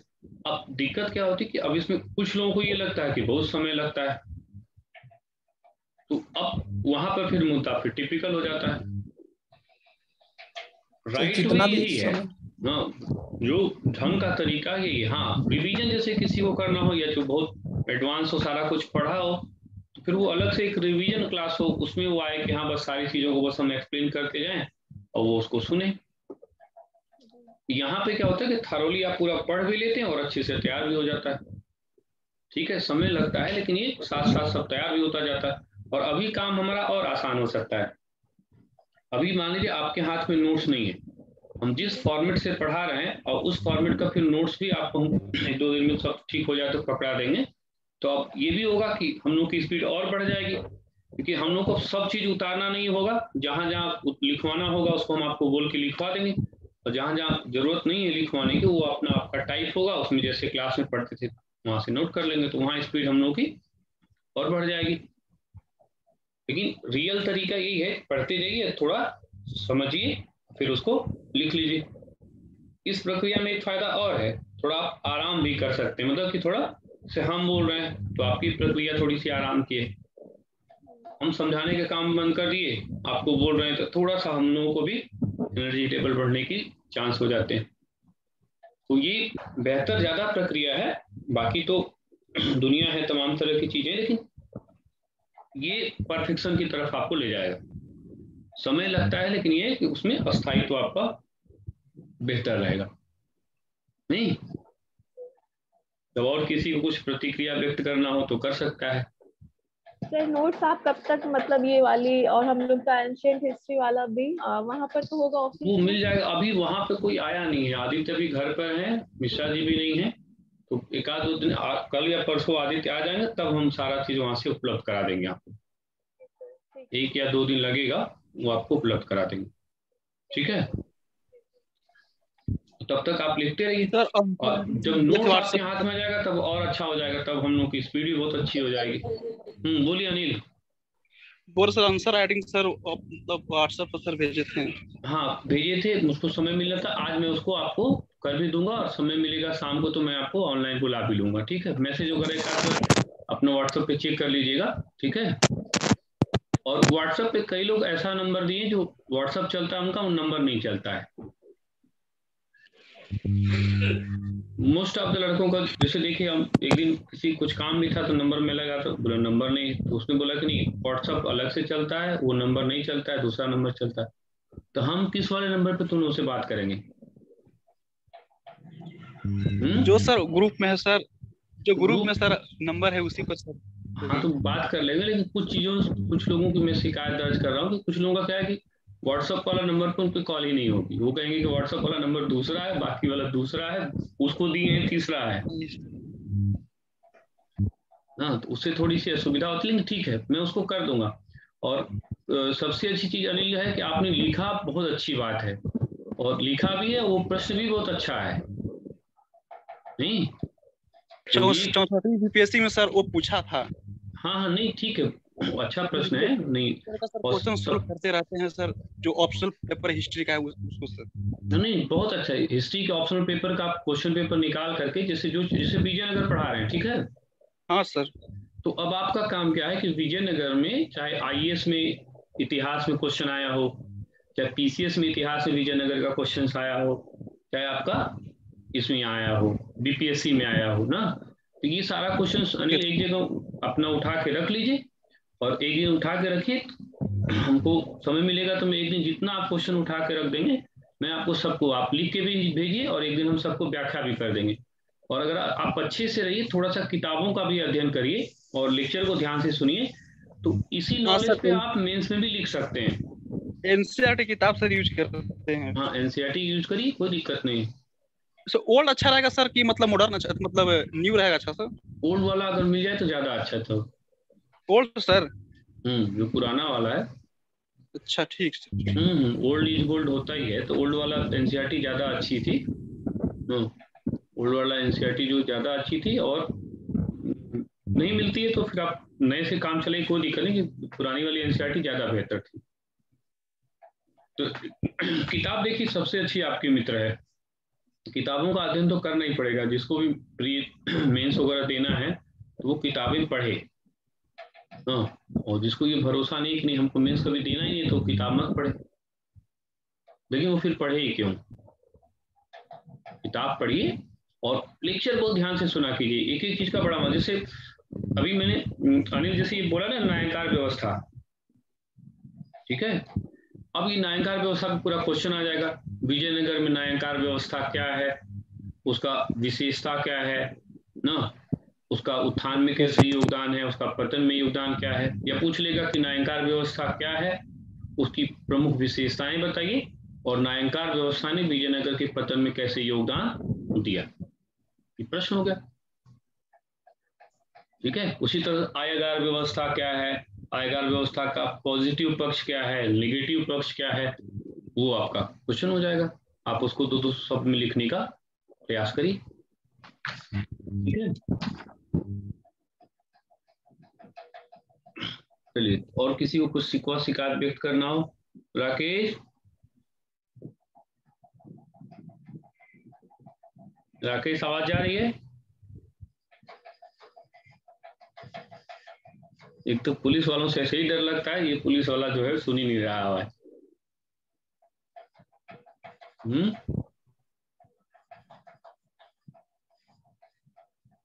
चलिए ठीक है, लेकिन थोड़ा मेहनत से आप लोग पढ़िए। मेहनत का थोड़ा आप लोग कम कर रहे हैं, अपेक्षा के अनुसार नहीं काम करेंगे। देखिए, काम आपको पूरा करना है, चाहे 1 साल में करिए, 5 साल में करिए, 10 साल में करिए, लेकिन मेहनत थोड़ा बढ़ा देंगे। 1 साल में करेंगे तो लोग कहेंगे देखिए कितना अच्छा लड़का है, कितना अच्छी लड़की है। तो आपको बहुत बढ़िया काम करना, तो थोड़ा मेहनत ज्यादा नहीं करेंगे तो फिर नहीं हो पाएगा। मेहनत थोड़ा बढ़ाइए, बाकी कोई तेज और गधा का सवाल नहीं है। मेहनत जो करेगा वो अच्छा कर ले जाएगा। दुनिया जो है तेज लोगों की नहीं है, दुनिया मेहनती लोगों की है। जो मेहनत करेगा वो सफल होगा, ठीक है। चलिए, 10:30 बजे फिर हम लोगों की मुलाकात होगी, और 10:30 बजे हम लोगों की मुलाकात होगी कौन सी क्लास में? इकोनॉमिक्स की क्लास में।